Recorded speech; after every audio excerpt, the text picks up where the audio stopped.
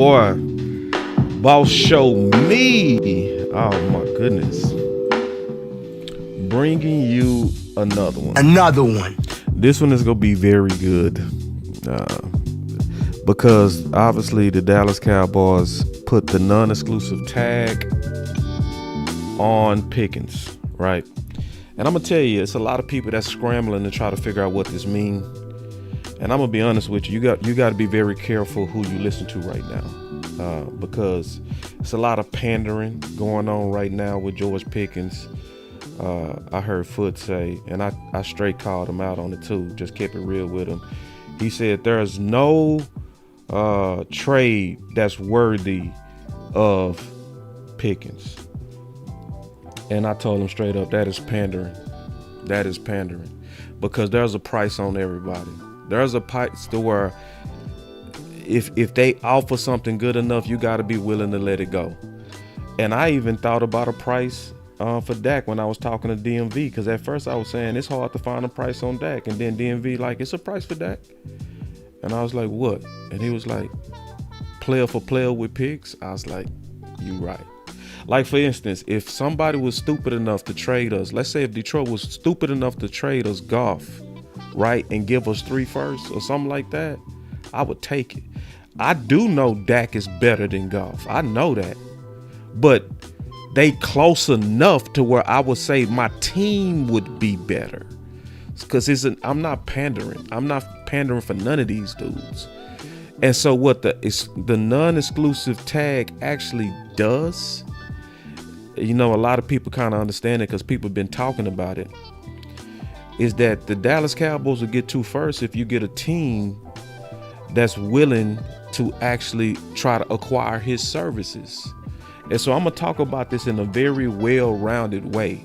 So basically what they're telling Foots and people in the space is, yes, there's a price that we're willing to say we would walk away from Pickens from. Now, I'm going to also explain why this is good. This is very good. And the Dallas Cowboys are doing something that's very smart right now. So I'm going to take a victory lap too. I'm also talk about how when you fighting and when you doing these off-season fights, I ain't talking about fights to where people like bringing up my name falsely. Like, you know, I got people out there lying on my name, you know, some of the work that I've done, you know what I'm saying? And they trying to exaggerate, you know, for fake righteousness and stuff. But at the same time, I'm gonna show how we came to the right solution on this on Boss Land, because we was actually willing to confront each other, you know, in the right spirit, like where we're fighting, but at the same time, people got to be open to be wrong. That's the key to this whole thing. You know what I'm saying? You got to be open to be wrong. So I'm gonna talk about that, how and I'm gonna take a victory lap. I deserve a victory lap on this because I talked about this last week. Like, I talked about this on Bossland. Hold on, let me show that real quick. Then I'm gonna get down to the sponsors. Matter of fact, let me do the sponsors first. Let's get that out the way first. All right, first, go for a Hail Mary on your Sleeper picks and win up to 100 times your money. Use promo code BCS and Sleeper will 100% match your first deposit up to $100. So Sleeper is one of those mobile-based daily fantasy sports platforms where users create entries by predicting if players will achieve more or less than their projected statistical totals. Sleeper has launched a new team picks and you can choose winners of each game. So now I want y'all to I'm gonna go back to what I was saying. You got to be very careful who you listen to on this stuff though, because it's a lot of people, they pander. And see, that's why I know they scrambling right now, because see, it's a lot of people did all this pandering like there's no price that we should be open to trading him, right? And they not telling the whole picture, because see, it's another side of this that's outside of Pickens, and it's obvious. The other side of this that the Cowboys have to be prepared for is the business dealings of David Mulugeta. You have to be serious about that. Yeah. And my boy say, take a lap, boss. You've been talking about this for a minute. Yeah. I mean, to be honest, man, it's been a very good week for my brand, bro. I was super ahead on the trainer we just picked up, the coach. And I was ahead on this. So let me show y'all where I talked about this, and I'm definitely gonna take this victory lap. But I'm also explain how fighting and having an open spirit of fighting was the real key that brought out the facts in this whole thing. So listen. Gonna be have stuff that they want though. Then he ain't gonna sign the motherfucker. So what? You talk about trading CeeDee Lamb? Then It's that's a way to get him to sign it. It's a way to get him to sign it. You know how to get him to sign it? So what was happening is we was having a debate on Boss Land last week, right? So when we was having this debate, Henny first landed a good punch. Right. He landed his punch about 2 weeks ago, because obviously you got two sides of this. Y'all stay with me. You got two sides of this. So you had me that was fighting for a trade option, right? That I felt like and still feel like makes the team better overall, right? With Crosby, right?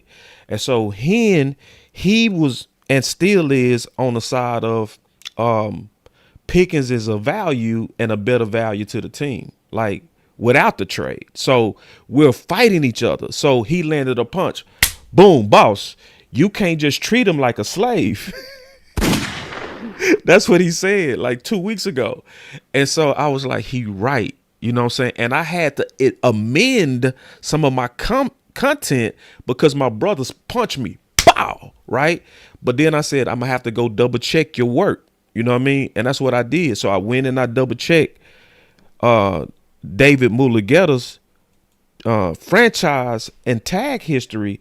And I looked at the types to see, was it anybody that signed? You see what I'm saying? And that's what we was talking about, because under the exclusive tag, Hen is right. So we got to explain the difference between the two. If he would have did an exclusive tag, okay, that means Dallas would own all the rights to Pickens and they cannot shop. Okay. And they just basically locking him up. That's basically what they was doing. Now, what David historically does on that particular tag is he'll tell the player, don't sign it. Because if you sign it, that means Dallas fully controls your rights and they can trade you to whoever they want.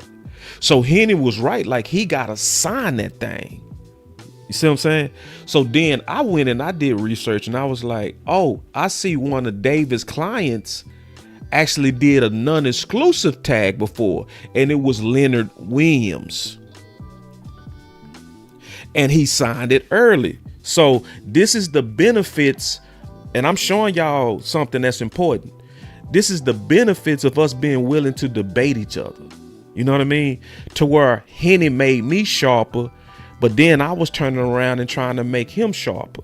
But this is coming from two people fighting for what they believe is the best for the team.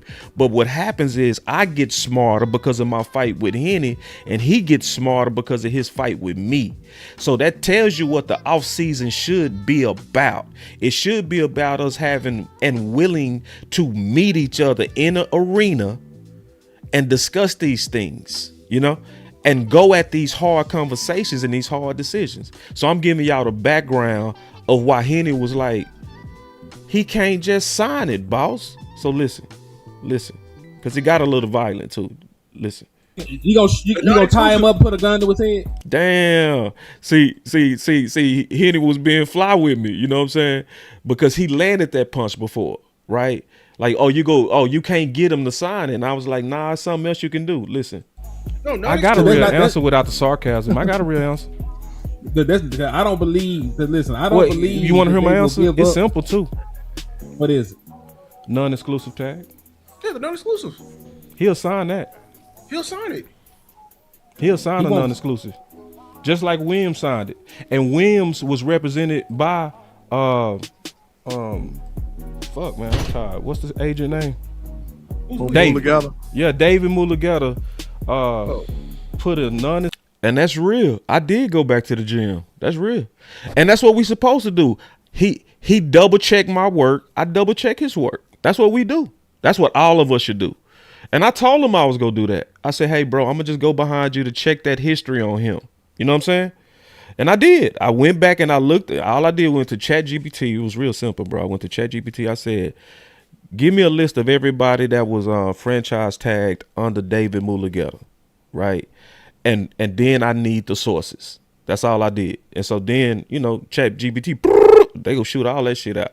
And so then I looked at it. I started seeing the history. And I was like, okay. And I went through the history. I just looked at it. I was like, oh, okay. He did. I was looking for who actually signed it.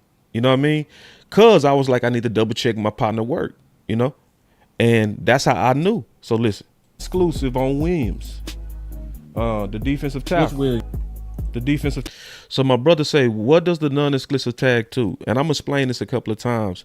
The beautiful thing about the non-exclusive tag, and that's why I was saying he would sign that, because Henny was saying he wouldn't sign an exclusive tag. He wouldn't sign that one because that would be giving away his leverage. If he signed that tag, Dallas would just own his rights, period, and he wouldn't have no say in where he could go, right? But with the non-exclusive tag, what happens is you open up the player to be able to talk to all 31 teams, right? And if any one of them want him, the team, Dallas, gets what's called the first rights of refusal. So they can't just say, we want him, sign him. They got to say, we willing to pay him, let's say $43 million, right? Dallas then gets the first rights to say, we want to match that.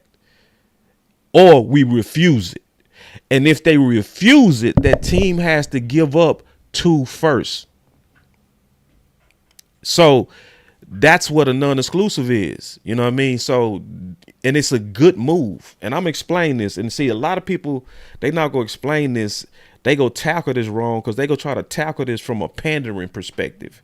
Because see, what's going on is right now, it is not popular to do any content that might even sound like George Pickens might get away. So it's a lot of people, they not going to just kind of tell you the black and white on this. They're not going to they not going to tell you when there's a good trade proposal for him. They go out there and act like there's nothing worth it trading. It's like you lying to the people, brother. You a damn lie, you pandering ass boy. You pandering. And see, I hate that shit because that's not good for our team. Because sometimes people can offer you stuff that's way better for your team, and you got to be willing to take it. I don't give a damn who it is, what player it is, what coach it is. It's who is first. Is the Dallas Cowboys first or pandering to fans first? Like, man, say real talk. But listen. Leonard Williams. Yeah. But he didn't get traded. Right. But he signed it, and he signed it in March. He signed it because what you do is you show, look, we willing to shop you. Because if you do a non-exclusive, see, listen, that part is important. See, what Dallas is doing, let's not get it twisted. What Jerry is sending a signal saying, and this is not bad what he doing, and I'm going to show all of this. What Jerry is doing is saying, I'm willing to lose you if you go let your agent come in here and act a damn fool. See, that's why I never was with the give him whatever he wants. No, Jerry and them has to send a signal. They do. They got to send a signal. Bro, we are willing to lose you, bro. Period. We are willing to lose you. And that's a good thing. I'm not going to let this agent come in here and just throw these crazy ass numbers at us, which he historically does. He said, good work, boss. You made me a believer. I first doubted you. Much respect. Yeah, it take a while to digest me, man. I'm going to be honest, because I don't go with the crowd. I'm going to be honest. And because I don't go with the crowd, sometimes I seem like I'm crazy. You know what I'm saying? I seem like I'm crazy, but I'm not. See, because I'm not crazy on what I'm saying on Crosby. I'm right there with the traditions of football. Football 101. I am right there in football 101. But because this is against the crowd, I sound crazy. But I'm not crazy. No. I'm right there in line with football 101. And see, what's starting to happen because I'm standing flat-footed is more people starting to come around because we have more Cowboy fans than Pickens fans. See, at first people was mad at me, but now more and more people starting to really listen to my case, and you starting to get people like this that's saying, no, nobody's untouchable. See, that's what you want. You want fans that ain't pandering, and you don't want content creators that's pandering. You don't want writers that's like, no, there's no trade worth him. Shut your boy. That shit made me sick as fuck. I'm like, bro, these boys will say anything to just try to grow. He said, great player make great coaches. Yo, well, that's another topic. But let me get back to this, because this is important. This is very important. Listen, tag, the team got to give you 2 firsts if they do trade you. They got to give up 2 firsts. So if we do a non-exclusive tag, what you saying is go out and see what you can get. Go see what you can get. And if they want you bad enough, they go give us 2 firsts. Bam. And he's going to sign. Huh? He's going to, like DLE, so he's got to agree to it. No, he's going to sign that. Doing that, the other method he ain't talking about is the Le'Veon Bell method, which is sitting out a year. So he talking about the exclusive tag. So when he say the Le'Veon Bell method, Le'Veon Bell had an exclusive tag. That's why the Pittsburgh negotiations with him was hostile. It was hostile because what Pittsburgh did is wrapped up his rights, and he couldn't negotiate with no other teams. So it creates these it's almost like the team saying, I got you, and it ain't nothing you can do about it. That creates hostility. You know what I'm saying? This way is not, because now I'm going to get into the benefits of it. Let me just let it play. He's not going to do that. We're forgetting all the context. This man's value was in the tanker before he came to us. He's going to want all his money here and now, and he will tank it a little bit if he does not agree to a franchise trade. Yeah, you put him on a non-exclusive tag, he go sign. He's going to do it, y'all. Like y'all think this freedom is all in the world, but at the end of the day, you have an image to upkeep with your market, and it'll be a win-win to do it that way. It'll be a win-win. See, this is the key part I'm gonna make, and I'm gonna go heavy into this now because they actually did it. I'm gonna really go into detail how this is a super win-win for all parties. If you get money. Yeah. Because now you like, hey, go see what you can get. If you can get it, if they want you bad enough, they'll give us 2 firsts. If they want you bad enough, they'll give us 2 firsts. And then, that starts talks with all the teams. See, that's the key. It's now talks happen with all the teams. I'm going to get into why that's important. Let me just go and say it now. See, sometimes the best thing to do is send her on out to the streets. Sometimes that's honestly the best thing you can do. My brother told me a long time ago, man, never be a simp. Never be a simp. And he said, because you go lose it anyway. Ooh, let me turn off the music and say that again. My brother said, my big brother, he said, never be a simp. Never be a simp. Never simp out. Because you go lose her anyway. See, when you let her out in the streets, sometimes what you're doing is you saying, all right, let's see if you can find somebody. Let's see if you can find somebody. Let's see if you are worth what you think you are. Let's see if you all that. Because your agent is ready to try to basically hold his nuts on us. He wanna and I'm not finna play that with him. See, that's what Jerry and them doing. See, it's a time to be against Jerry and it's a time to be with Jerry. And this is a time to be with Jerry. This is a time to say, I feel that. Let's go see if you worth what you think you are. So if you really worth that, the market is go tell all of us. Because he go try to come in there like he tends to do. What he tends to do, and I showed y'all what he did with Stingley. That dude went in there and the market was like 25 million on average per year. That boy went in there and David hit them balls for like 30 APY. He jumped the market $5 million. Bent them over. And then gave them 90. Right. You right, Rebel. Likewise. It do work like that. Sometimes you got to send them dudes to the streets. You do. You got to be like, let's go see. Like women got to do that too. Like, let's see if you can find another woman like me. Let's go see if them chicks out there go be like this. Go hold you down when you lose your job.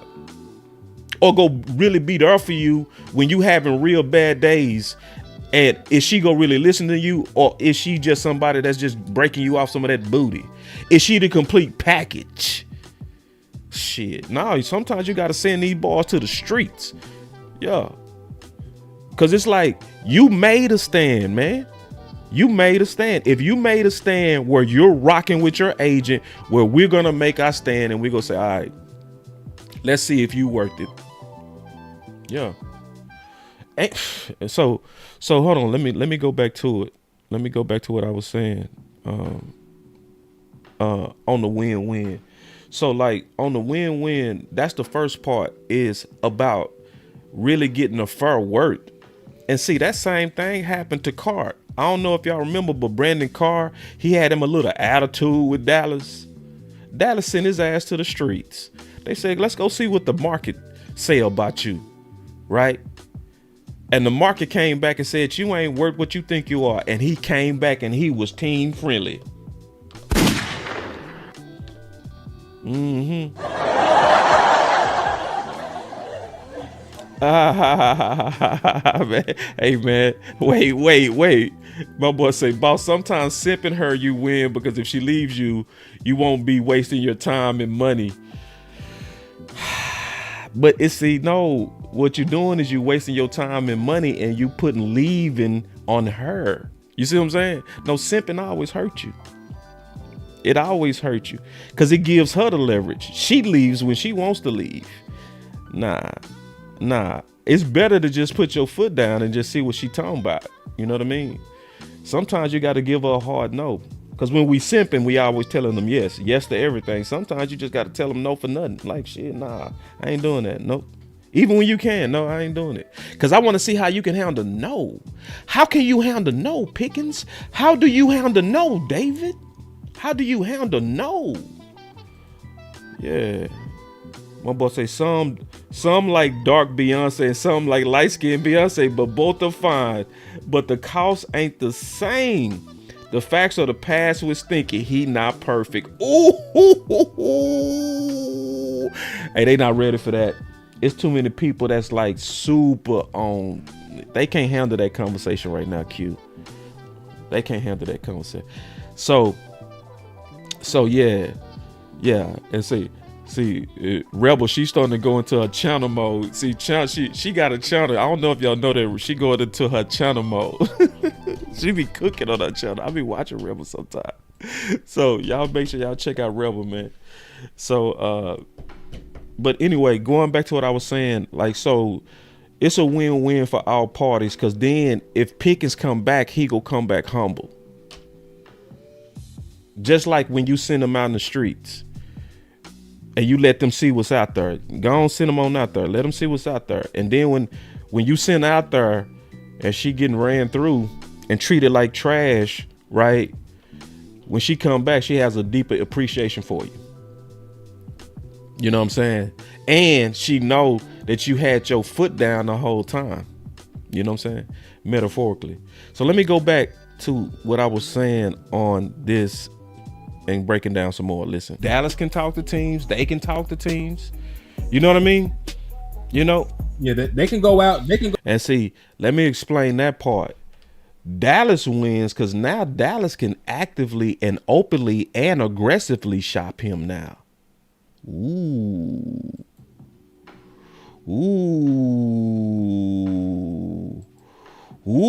See, people don't want to say that part. See, what if now Dallas can start the talks about Crosby now? Oh, they don't want to hear that. See, that's why I don't pander, dog. That's why it's always about the Cowboys being first, not about what's popular right now. Because I'm telling you, a whole lot of content creators, they putting their finger in the sky and they trying to figure out what's the temperature. Then whatever the temperature is, they go follow that. So if the temperature is, hey, just ride for Pickens no matter what, they go over there. If people start changing, if the fans start saying, shit, if we can get two first, forget Pickens, then they go over there. They like a leaf. Wherever the wind blow, that's where they go. They ain't like me where I sit back and like, if I don't agree with the crowd, I just take a hit. I take the numbers hit. And I do gotta confess, I'm gonna say this, and I'm disappointed in myself. I felt the pressure from the fans, and it was bothering me. I felt y'all protest of the Crosby idea. I felt it. All my numbers showed it. My numbers took a big hit behind talking about what I believe is best for the team. And I felt the pressure.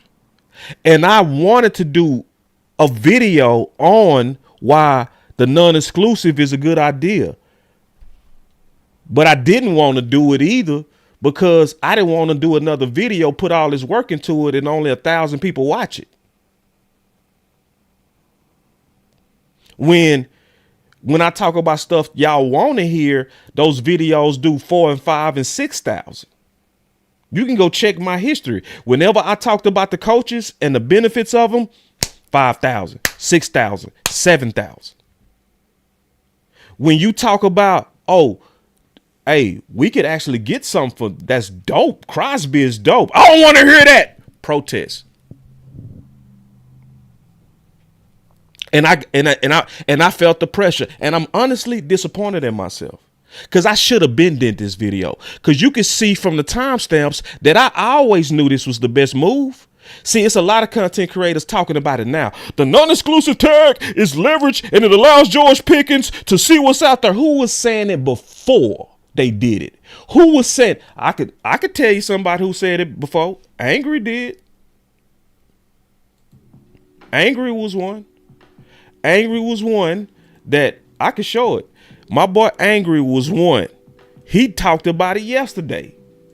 And me and him been disagreeing. We don't agree on Crosby and Pickens. But he was right on this.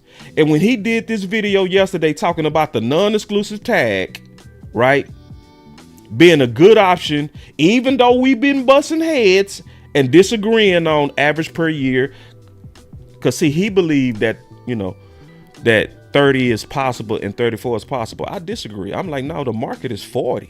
And I calculated it. We don't see eye to eye on that yet. You know what I'm saying? I'm pretty sure if we sat down, we would come down to an agreement. But we don't see eye to eye on that yet. But when he brought out some content on this, I went right to him and supported his ass. I went right to him. We've been quote tweeting each other where we disagree. But then I turned around and said, I agree with him on this. Cause yeah. So, and he said, appreciate you, boss. And I said, people have no idea how smart this is. I'm talking about the non-exclusive and how it would help all sides. Pickens would know his real value. Dallas would get 2 firsts if a team was desperate for a number 1. It would also keep the talks. Now, this is the key part. Let me make this bigger. It would also keep the talks from taking all the way into July in a standoff. That's the key part. It makes everybody start talking now. You don't want that standoff where Jerry is just holding the franchise tag, but they not talking. See, right now, everybody talking.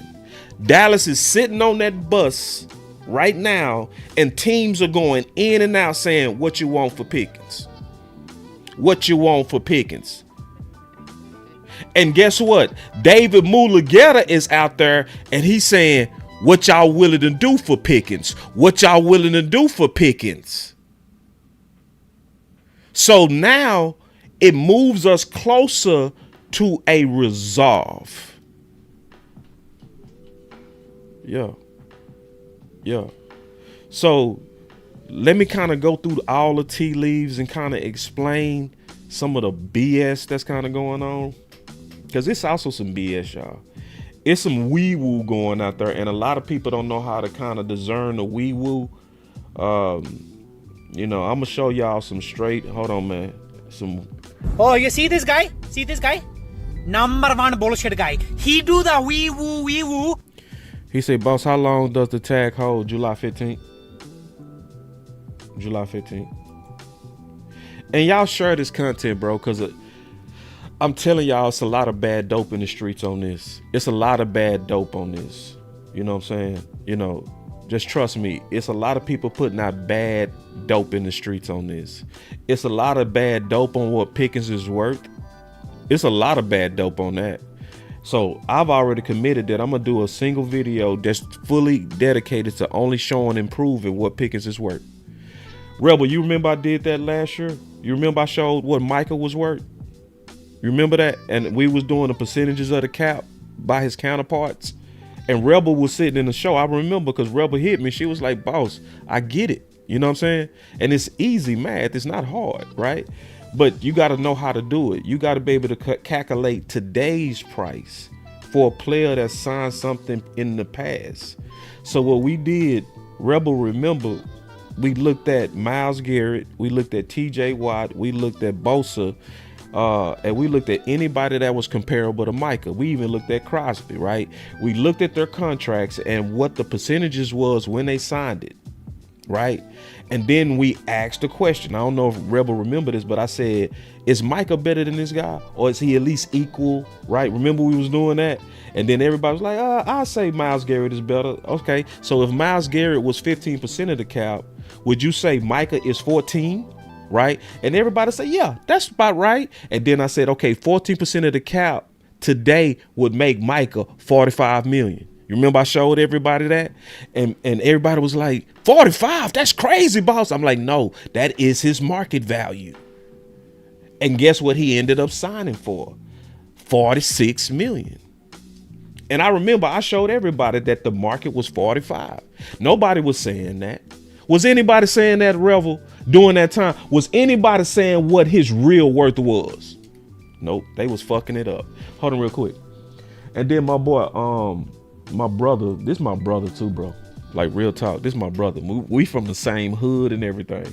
Real talk. Grew up in the same streets. Real talk.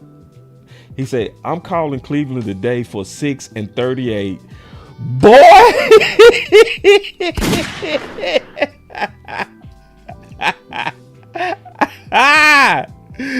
Shit. Boy, yeah. This is why I love when we come back to being Cowboys fans.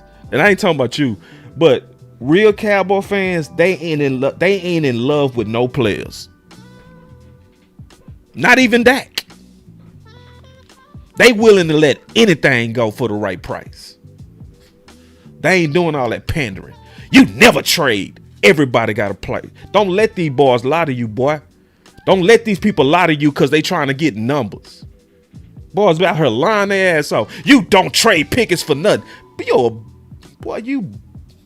Hold on. He said, I'm calling Cleveland today for 6 and 38. That gives Dallas 6, 12, 20, 30. Ooh, get top wide receivers. Don't do it. Don't do it, coach. And 3 defensive studs. Let's go get Lemon. Man, say listen. And Crosby. But see, that's because he's a Cowboy fan. He's a Cowboy fan. So he ain't over here, you know, we keep it. And my boy say, already, even Aubrey, I don't know what that means. You're going to have to explain that. All right, but let me go back to this because I got to show y'all some stuff. I got to get to the wee-woo stuff. I gotta show y'all and really, really, really kind of show what's really going on with this. All right, so here we go.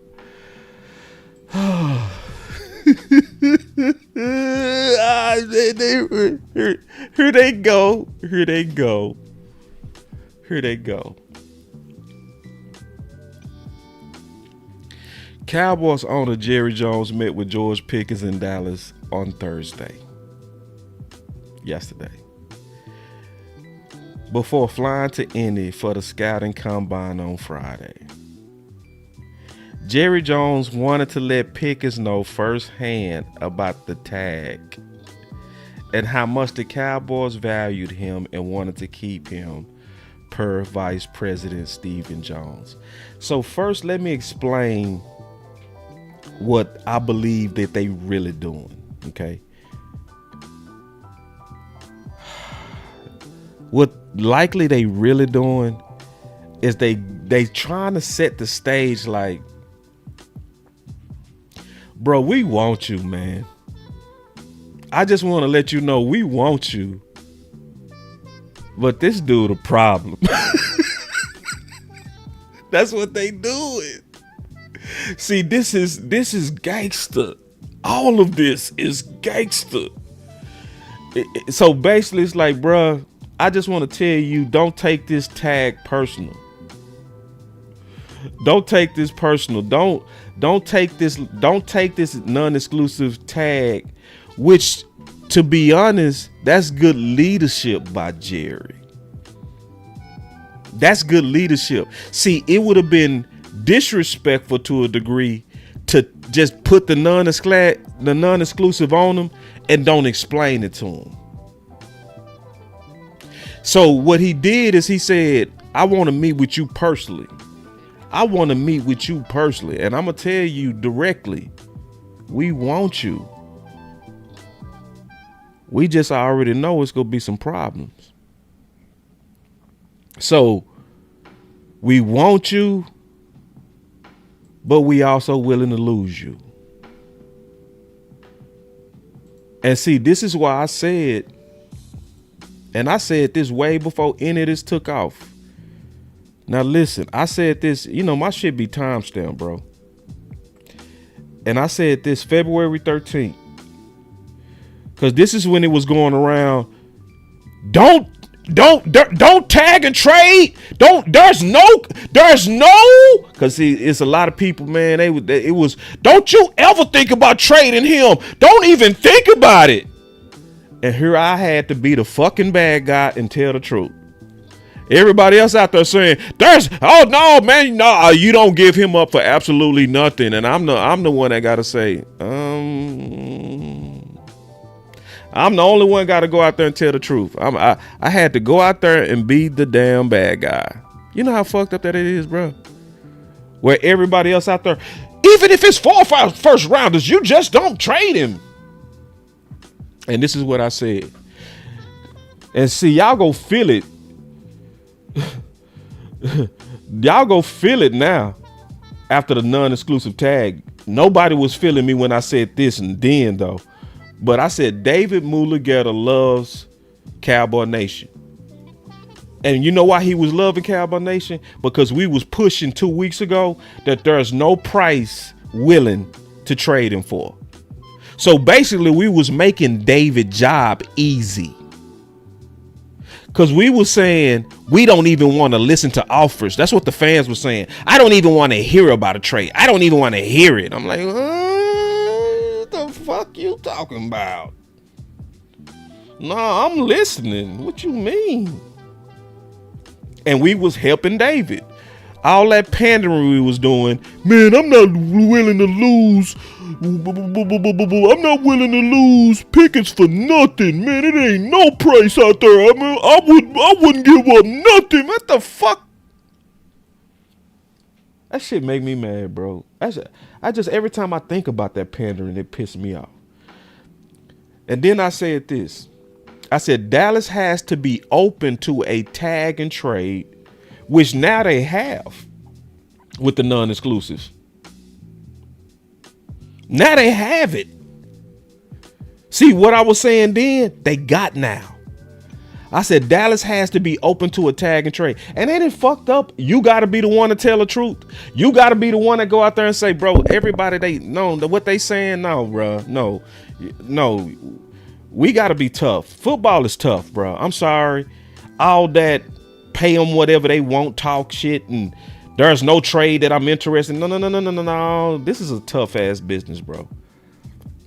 Like, and I was gonna do a whole show on this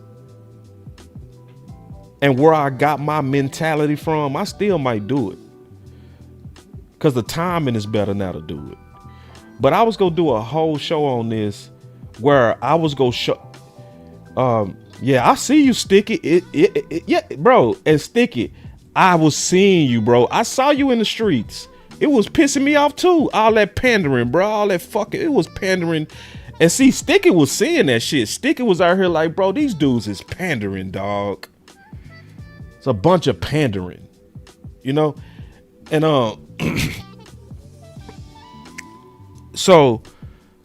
but I was saying Dallas has to be open to tag and trade, and I'm gonna tell y'all where I got this from.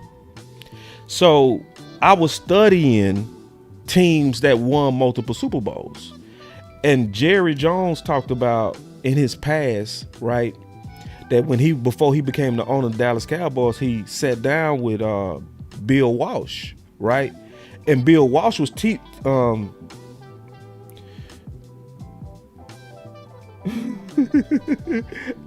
at least you starting to come around, brother. He said, like a prostitute, want to sell everything. You definitely got a price. I don't know what you mean, bro. I don't know if you coming in here on some Pickens dick, or you actually talking smart. You know what I'm saying? Because some people, I'm gonna tell you, this news is pissing them off. Like, some people, they so mad and they love players so much that even if you start even bringing out an idea that's good for your team, they still gonna be mad at you for it. You know what I'm saying? That might be what this dude doing. I don't know. I don't really understand this context yet. Just kind of follow with what you're saying, bro, and then I know what kind of time you on. You know, I get a smell you might be on Pickens' dick. I might, but let me explain where I got this kind of like I ain't in love with nobody type shit, right? Because when I was researching when the 49ers was winning all their championships in the 80s, they had a philosophy. And their philosophy was we always traded our best players before they started to decline. And they would literally go to their best players, Hall of Famers, and tell them directly, hey, we know you got 6 years left, but we go trade you in about 2 more years. And it would offend their best players. But that was San Fran keeping San Fran first. And they would tell them why.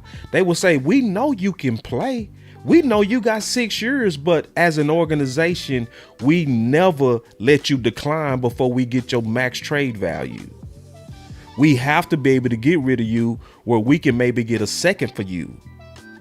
Or we can get prime value. We don't let you fall off a cliff like we did with Zach Martin. So it was custom that San Fran, before you started to decline, would trade you. So that's why you saw people like Montana all of a sudden, who's a Hall of Famer, in the GOAT conversation, and San Fran said, bye-bye. Go to Kansas City. Ronnie Lott, Hall of Famer, and they said, bye. Go to Kansas City. We not gonna let you fall off a cliff. We go keep San Fran first.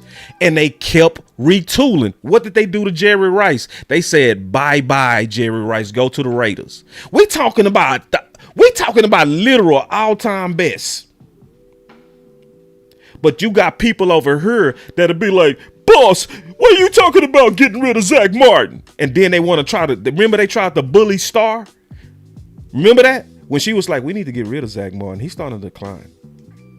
Oh, what do you know about sports? You're a woman. What do you know? Shut your mouth, Star.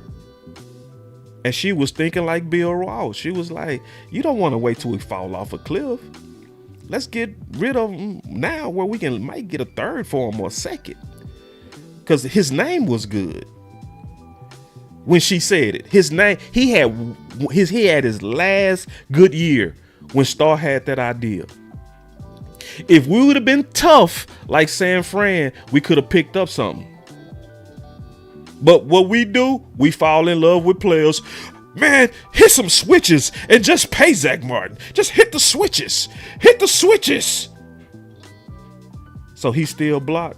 Okay, I'll look into it. And I'm gonna tell y'all something. I'm glad you brought that up. I'm likely gonna have to get rid of all the mods. And that don't mean that some of the mods ain't doing a great job. But somebody that's a mod keeps blocking good people. And see, I already blocked some people because some people I had mods. You're not even here enough to be a mod. You ain't gonna be you can't be a mod. You don't show up to church. You can't be a ghost watching mod. So if I ain't seen you in a while, I already took them off the list. But based on what I keep seeing, where good people keep getting blocked, I'm gonna have to get rid of all the mods and I'm gonna have to rebuild it back slow. And we're gonna have to make sure people know that we ain't just blocking people because they disagree with me or anything like that. And my boss say, Paul said, I ain't blocked nobody. Well, Paul, then I ain't gonna touch you. I ain't gonna touch you at all. But I'm gonna block everybody, bro. You know what I'm saying? And she say, boss, I'm about sick of you with these voices. Yeah. Yeah, she said, boss taking my pimp head. Nah, man, listen, and I have to do it to everybody, Rebel. I do, and I have to build it back slow. Obviously, I'm gonna make you back, you know what I'm saying? And I just call you and talk about this is how we block people. I just need to make sure we're on the same page, man, because too many good people getting blocked. I'm sick of that shit. Like, D.A. Lee got blocked. What the fuck he do? Like, he disagree with me, but he ain't... Man, D.A. Lee one of the realest. Like, man, please. I was like, they blocked you? Oh, we doing too much, bro. Hell no. So I'm just letting y'all know we gonna make an amendment. But let me go back to what I was saying. That's why I'm the way that I am. How do you study teams like San Fran, but you not willing to... They was willing to let go Montana, and we be over here dick riding Pickens and Zach Martin. Man, we some hoes. Straight up. Just straight. We soft as fuck. I'm just gonna be honest about it, bro. No, here's some switches, man. The cap is a myth. Do whatever you gotta do, man. Sometimes you just gotta fucking be tough, bro. Sometimes you just gotta let your nuts hang and make a hard decision. Like, for real. I'm just so sick of that. And I'm over here looking at teams that got rid of gold jacket dudes. Gold jacket dudes. San Fran over here like Montana. Bye. Like John Lott. Bye. Jerry Rice. Did y'all see what Jerry Rice did with the Raiders? He still had something in the tank. And they still was like, for us, bye. But if it's us, if it's Cowboys, hey man, shit, oh man, Witten, come on back whenever you want to. Witten, oh, that's Witten. We can't touch him. Pickens, oh, I would dare not even entertain a trade conversation. I don't want to hear it.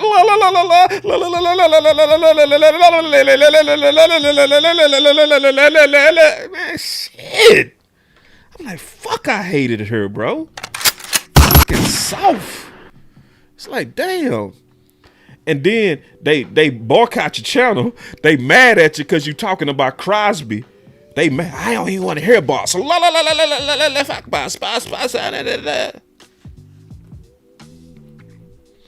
So anyway, so let me go back to this because this is key to what I'm gonna say. Then I'm gonna show the wee woo. I'm gonna show y'all the wee woo and get up out of here, bro.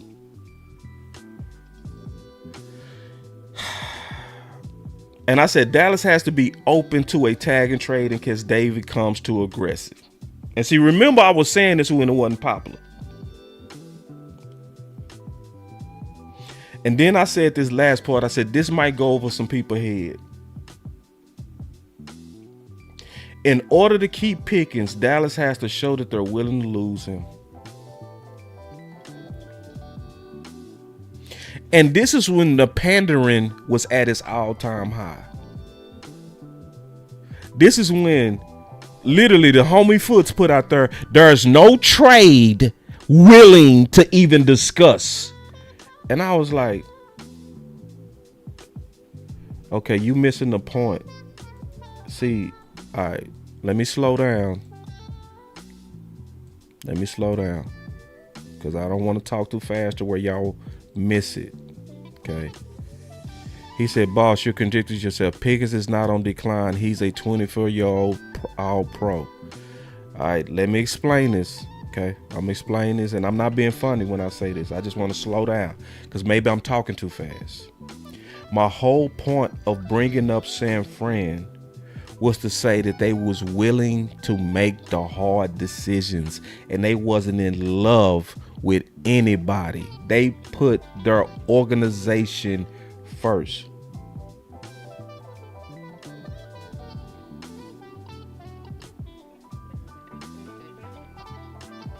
Yeah, you know, so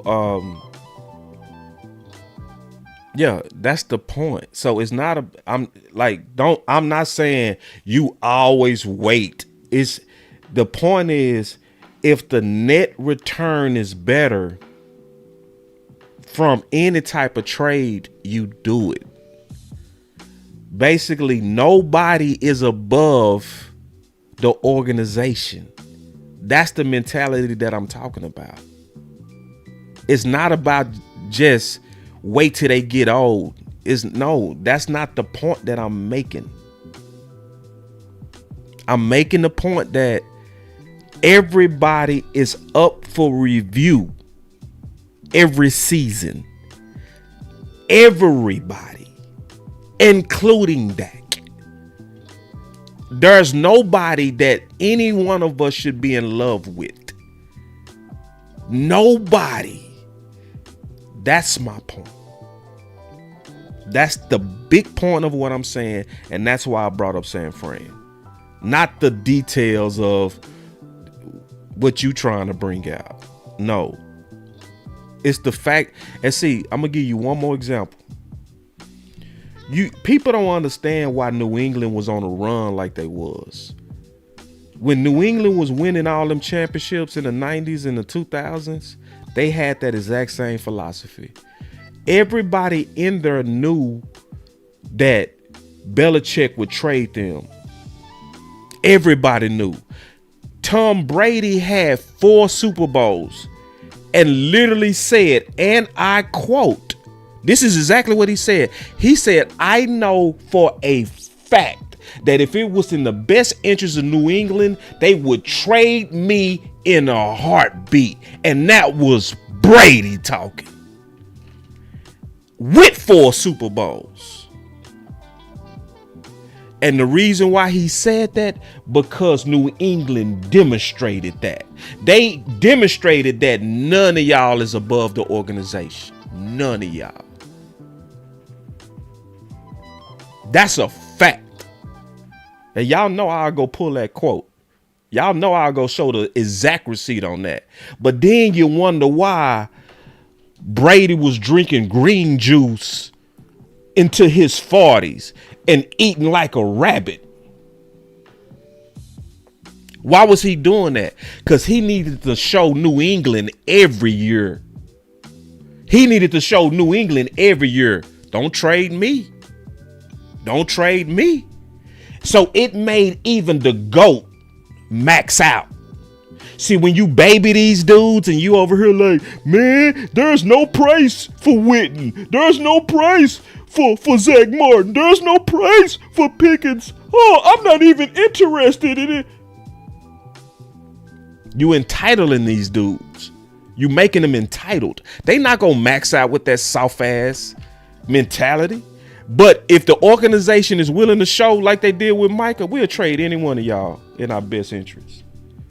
All they got to do is even be in our best interest.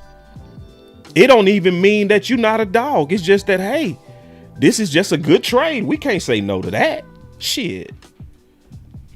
It ain't your fault. You a dog. We agree. You a dog. But this trade is in our best interest. So what you need to do is show us that, shit, it's dumb as hell to trade you.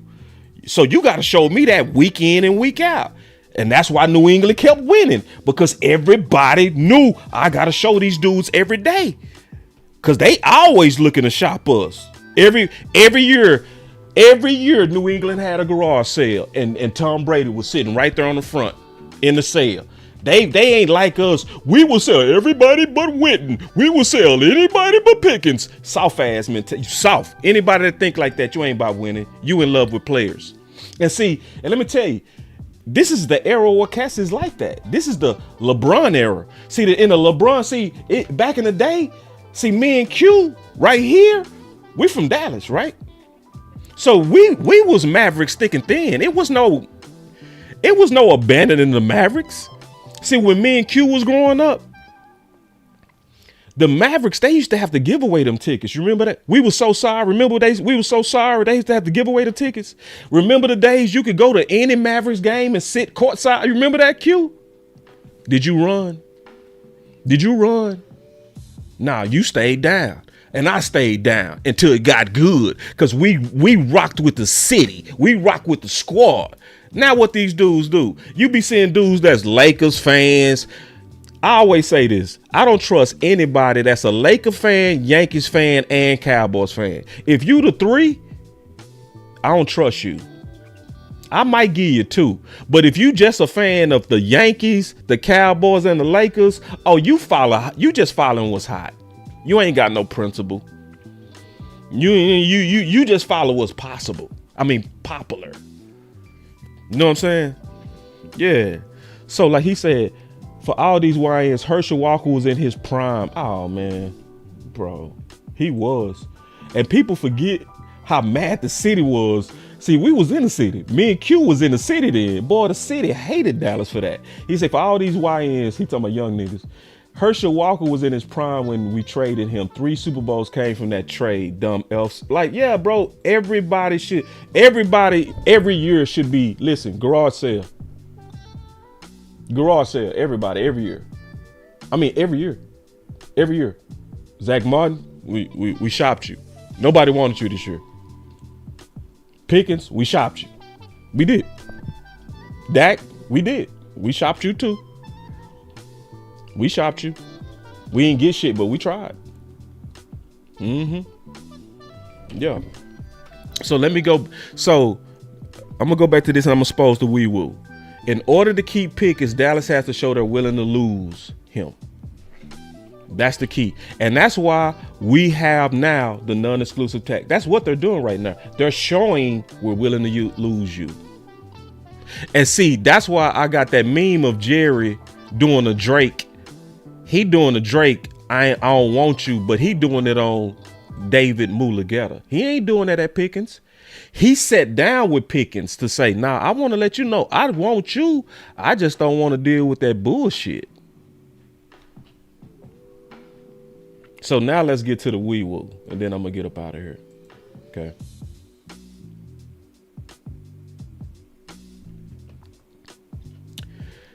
The key stuff is coming out. Now, a lot of people ain't going to break this down right. That's why I say it's a lot of bad dope. Be very careful who you listen to. And my boy say I'm a Lakers Cowboy fan. You too. But if you 3, get the fuck away from me. For real. I don't trust people that's 3. You cool with 2. You can be a Lakers Cowboys, but don't come to me if you all 3. I'm gonna be like, nah, bro, you ain't. I don't trust you, bro.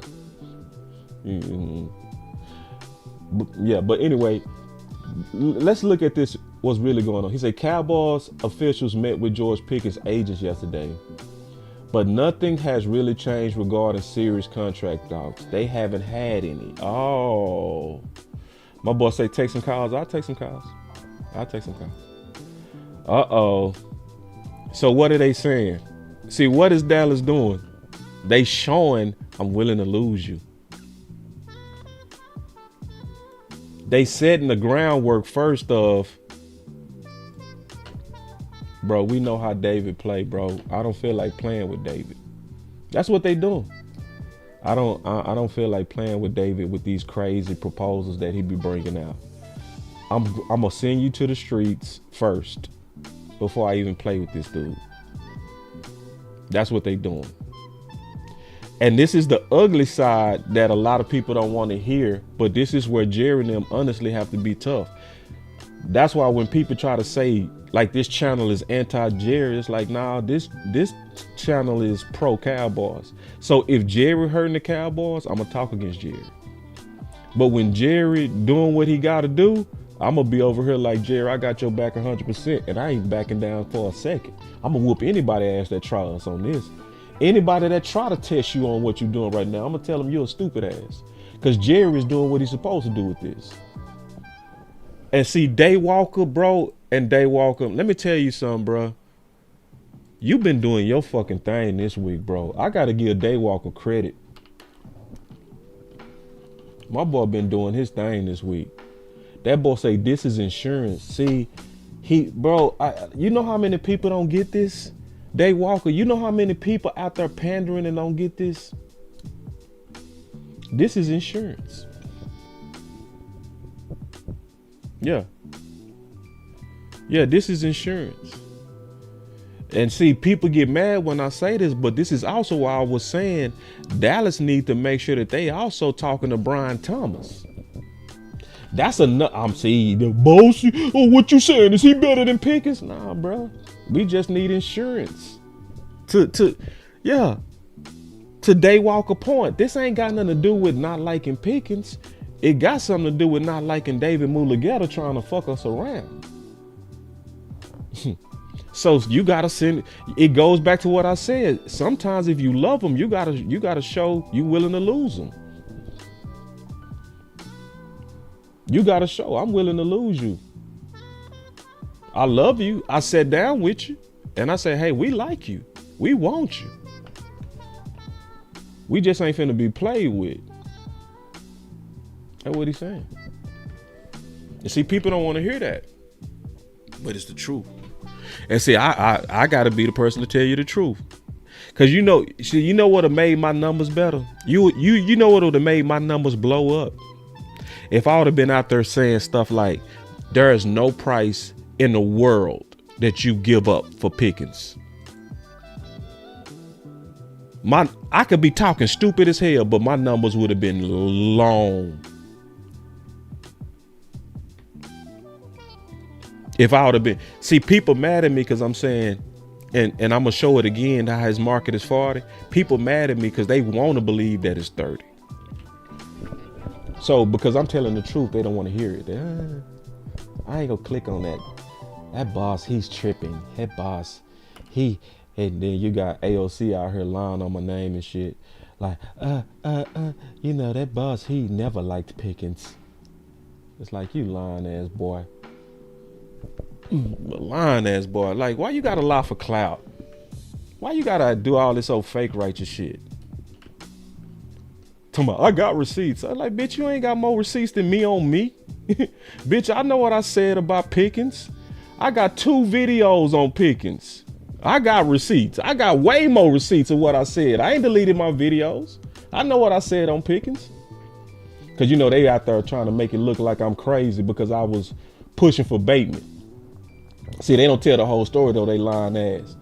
See, when I was looking at wide receiver 2 in the offseason, I literally was calling it the Amari plan because we was looking for people that had superior route skills.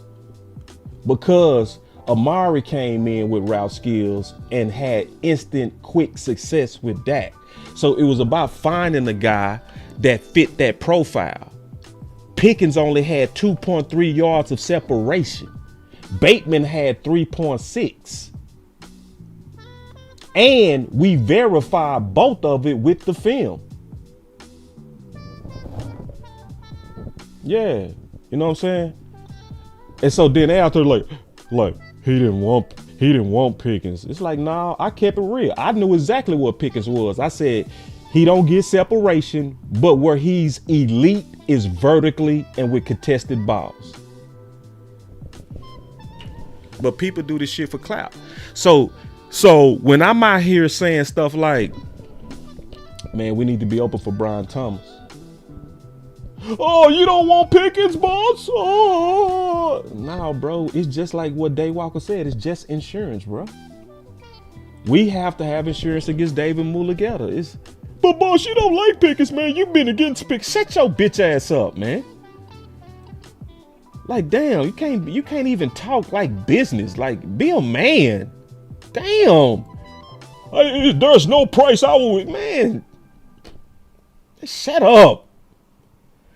It just makes sense. And that's what Day Walker talking about. So what's going on is this non-exclusive tag is also insurance. That's what Day Walker's saying. It's insurance.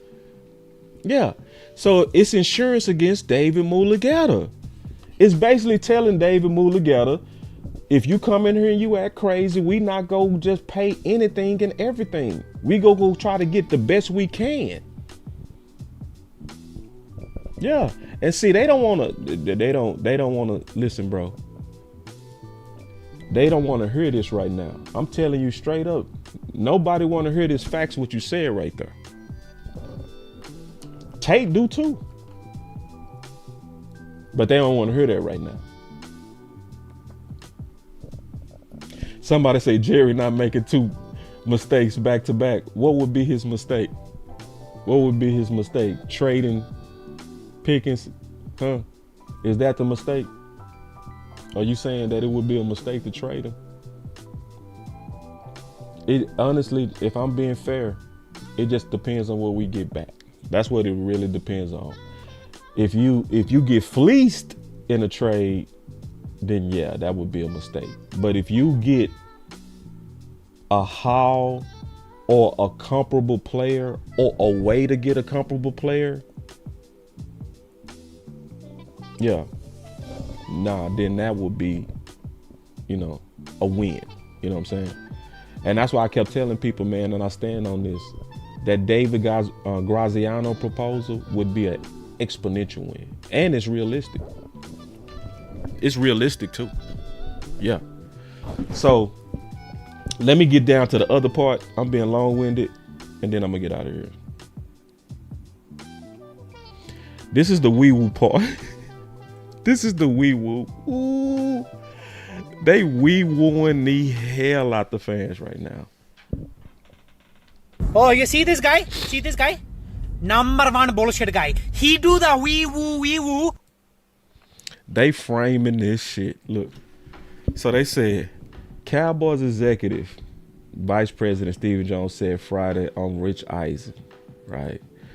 The Dallas owner and general manager Jerry Jones had a great visit with Pickens on Thursday. The two spoke over the phone. Pickens was fired up that he wasn't going to be going anywhere.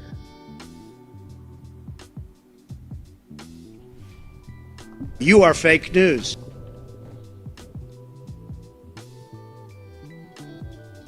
Wrong. You are fake news.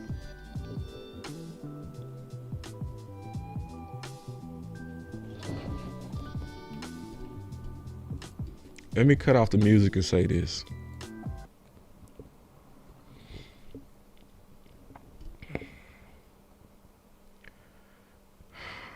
This is treating the fans like they're stupid. This is treating the fans like they're stupid. I'm just going to be honest with you. When you put a non-exclusive tag on a player, the tag itself means you're open to losing him for the right price.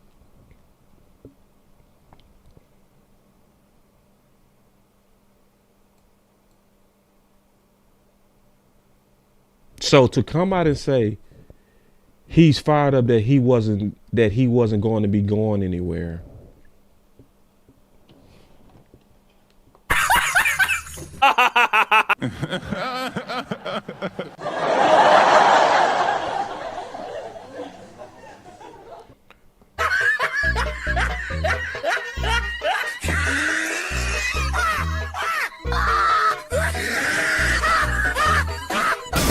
If it wasn't a risk of him going anywhere, why did you use the non-exclusive tag?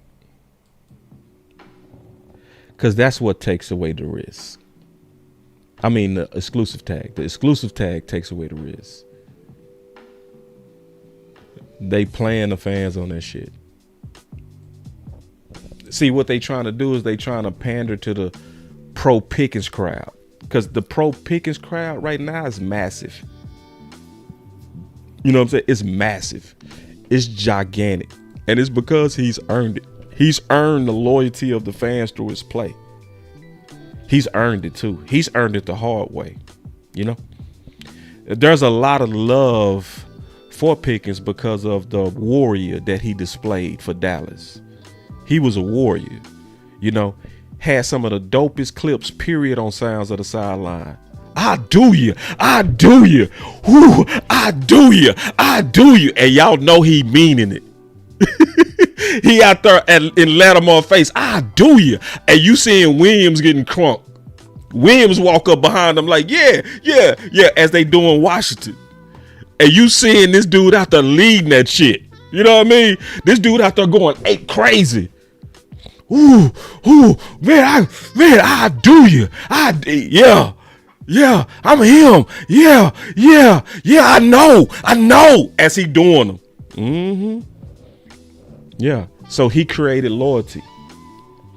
So for a while, what they go do is when they try to do, subtle moves to show that they're open to move in a different direction, they go still try to give us a sense of security.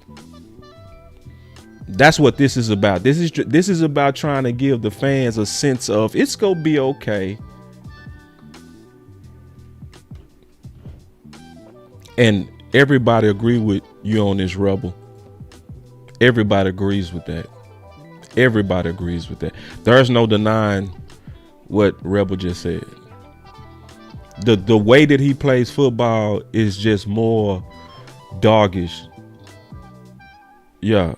And somebody say negotiations with other teams instead of the agent. They need to negotiate with both.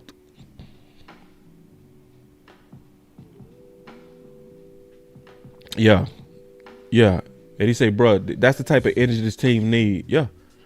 That's one of the reasons I was pushing for Cross, because he brings that energy. And that's why I hated the talks when people was acting like I was bringing a dumb idea. I'm like, bro, I'm not going to take a dog and not give you a dog. I'm giving you a bigger dog too. So ain't none of my proposals ever go take a dog without giving you a dog. Never. I'm never going to even think about ever taking a dude like Pickens and not give you shit. Something like that or better in return. But that's basically what they doing. So what I'm trying to make sure is that y'all don't fall for it. Don't fall for it, because the statement itself contradicts the move that they just did. And let me go back to what I just said. No, the agent, they do need to talk to the agent. They do. No, they need to talk. They need to talk. Yeah. Go talk to the other teams and the agent. But what they doing, in my opinion, 43 Flex, this is just my opinion. I might be wrong on this. But in my opinion, they, to me, setting the groundwork and the ground rules. It's like what we do in relationships. We set our boundaries. We say, nah, baby, you can't be coming in at 2 a.m. and saying that you're my woman. Setting the boundaries. To me, that's what I honestly, I'm spitballing that part 43. But honestly, that's what I believe. That's what they doing. They setting the boundaries. Like, man, listen, bro. It's like any one of us do, in relationships. You got to show her that you're willing to lose her for her to value you. She not gonna value you if she thinks that you always waiting by the phone. She not gonna value you. You know what I'm saying? So you got to be able to show her, shit, go to the streets. I don't give a fuck. Shit, I'm going to replace you. The hell you mean? One of the flyest lyrics of all time came from my boy Biggie Smalls. He said, you chase some, I replace some. Ooh, y'all remember that? That boy Biggie Smalls, that boy said, you chase some, I replace some. That boy said, I don't do that chasing. That's what they doing. That's what they doing now. But this is Pickens was fired up that he wasn't going to be going in. Nah, that don't line up. So don't let them fast talk you, man. Yeah, don't let them fast talk you.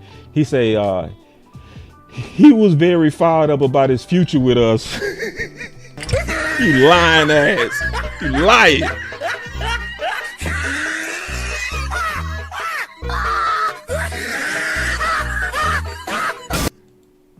Lying ass. You put a non-exclusive tag, which means he can shop with other teams, but you trying to put out this talk to the fans to say he was fired up about his future with us. Man, you are lying. let's not be delusional on what this means. Both sides are currently right now shopping aggressively for the best deal for both parties right now. Let's not be delusional on what this means. The non-exclusive tag means they are shopping him. Let's not be delusional. This also goes to what I've been saying for the longest. It's very hard for any team to have 3 max players. So they go get skittish when they have them. I wasn't making that up. And just like they're gonna get skittish. This is also why I said team friendly is the only way out of this. Just being honest. Because all these teams know that those big contracts have exponential ballooning dead cap ramifications. I'm gonna show that. I'm gonna actually do a chart and show that. I'm not gonna do the monopoly way. Most people do it the monopoly way. The monopoly way is where they go, do the restructures and they look at the extensions and they make the obvious cuts and they say, see, we have $131 million. That's the monopoly way. That's a start. That's how you start it. But then you got to take it a step further and say, okay, what's going to be the ramifications of these moves? And when is it going to hit? See, because y'all heard me always talk about Micah Parsons and his cap hits is low. But it's 1 year that cap hit is crazy. Year 5. See, year 1, nothing. Year 2, peanuts. Year 3, don't put a dent. Year 4, it finally get up to the 42. But in year 5, Micah Parsons cap hit balloons to 72 million. Now, just kind of and see, that's why you got to stagger. Listen to me. I'm not lying to y'all. I'm telling you the truth. That's why you should stagger your bigger contracts. You don't sign all of them dudes at once. This is why teams don't just go, hey, we finna go get 4 top week 1 free agencies this year. They don't do that because you killing your future. So, yeah, let me see if there's any other things on this wee woo. I don't think I got nothing else. No, that was it. I just wanted to show y'all that basically they bullshitting you. Basically, they bullshitting you. We not gonna be delusioned. We not gonna be over here like, oh, Pickens is coming back. No, this shows even more that none of us really know what's gonna happen. None of us know. If we being honest. Now, if you over here like he's gonna be back, I just have faith. All right, listen, bro. If you catch her and she has phone numbers in her pocket, she probably is dating, dog. Ma'am, I gotta tell you the truth.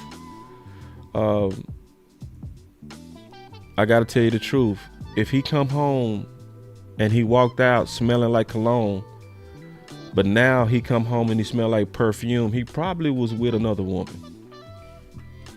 So if they put a non-exclusive on him, the fact that they put a non-exclusive, they mean that basically say, hey, let's both go see what's out there. You know how you get there?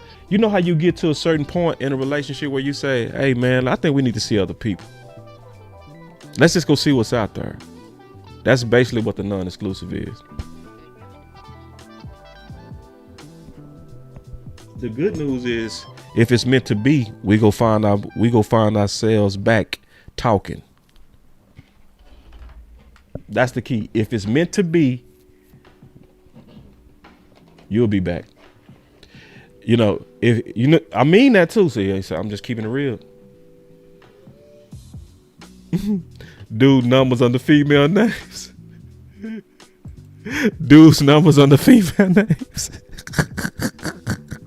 Edge is stupid. Yeah, he out there in the streets. Hold on real quick. You say y'all want to take some calls? I'll open up the phone line. But I just wanted to make sure that I really broke down this stuff, man, because like I tell you, and I mean this, man, I ain't hating on nobody. I'm just being honest. It's a lot of people, man, they sell bad dope. They really do. Especially these pandering ass content creators. I can't stand them. I really can't. I hate that shit. I be like, bro, what? Like all that pandering to the crowd and then be over here like, I got receipts. Man, how you gonna have more receipts than I got on me? Bitch, my stuff in the public. I got receipts of what he said on Bateman. Boy, if you don't sit your goofy ass down. So I'm opening up the phone lines now. Y'all give me 1 second. I think my boy Sticky want to call in. He probably mad about Pickens. You know, the Pickens glazing that been going on. Cause see, it's one thing to value Pickens. It's another thing to be glazing for Pickens. See, those are two totally different things, bro. It's one thing to appreciate him. It's one thing to be stupid for him. It is, and I really do hate people that pander to that stuff. They just, and it's like, y'all not that dumb, bro. Ain't no way you that dumb. Oh, yeah, man, there's no trade I'll be willing to make. Man, stop, bro. All right, so let me put up this phone number. All right, so I put it up, bro. You said you wanted to call in, bro. So, see, I hope he didn't do that. You know how boys be like, hey, man, open up the phone lines. Then they'll leave the YouTube. They'll walk away from the TV. I'll be still doing content, waiting on them to call in. Then they be, oh, boss. Then when I'm finna go, then they'll call back. They'll be, hey, boss, open up the phone lines. Like, bro. It's always the ones that say open up the phone lines. When you open up the phone lines, they don't even call. You see what I'm saying? Bro, oh, there you go. That's so. Now, see, that's so. See, that's so. That. Me and Soul will talk. I'm gonna give you a second, Sticky. Me and Soul go buy you some time. All right. I'm gonna give my boy. After me and Soul talk, I ain't talking to nobody else. So, what's up? What's good? That's best stuff, huh, Soul? So I came in about 30 minutes late. Hey, that's messed up, but huh, I'm Soul? here, baby. I'm here, baby. What's good? What's good? So I've been paying attention. Yeah. I've been paying attention to these contracts. Now, I commented and I stand on what I said first before we get into the Pickens. The conference has been locked. Telling you before you even got into it that we needed to speak on Aubrey before we even did anything with Pickens, because they've been negotiating with Aubrey's agent for over a year.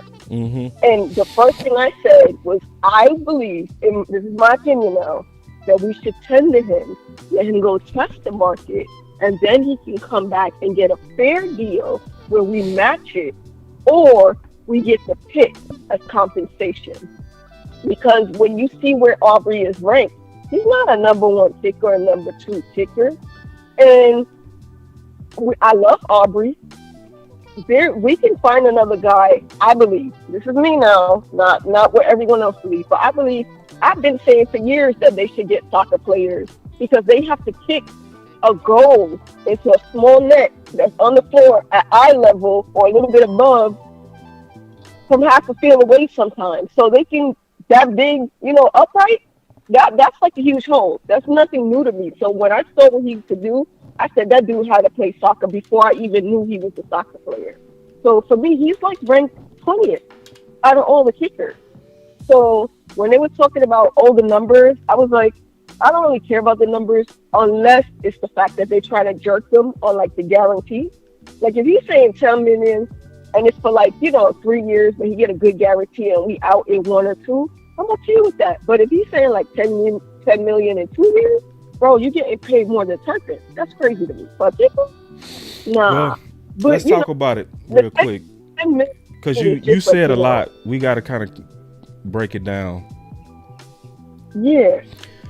I know you understand. You can break it down for the people. Well, I slightly disagree with you. It's okay. That's why I say it's my opinion. So this is where I disagree. The value of Aubrey is like 99,000 times the value of Turpin, because Pickens scored. I think I did a tweet on this. Pickens was responsible for 53 points. Aubrey is responsible last year for 153 points. And in the game of football, the team with the most points win the game. So the $10 million number first is a number that I don't even believe is true. I don't believe it's true either. I believe it's what they doing, like they did Dak. They did Dak like that. They were saying that Dak wanted 40 million when the market was 33 because they was trying to use the public to pressure him. You know what I'm saying? And that's their tactic. And that's why him and his wife came out. His wife was like, false. You know, like, we ain't trying to get 10 million. And it's another reason why, honestly, Cowboy fans shouldn't even be in that fight. That fight is too, like, it's too down the line of,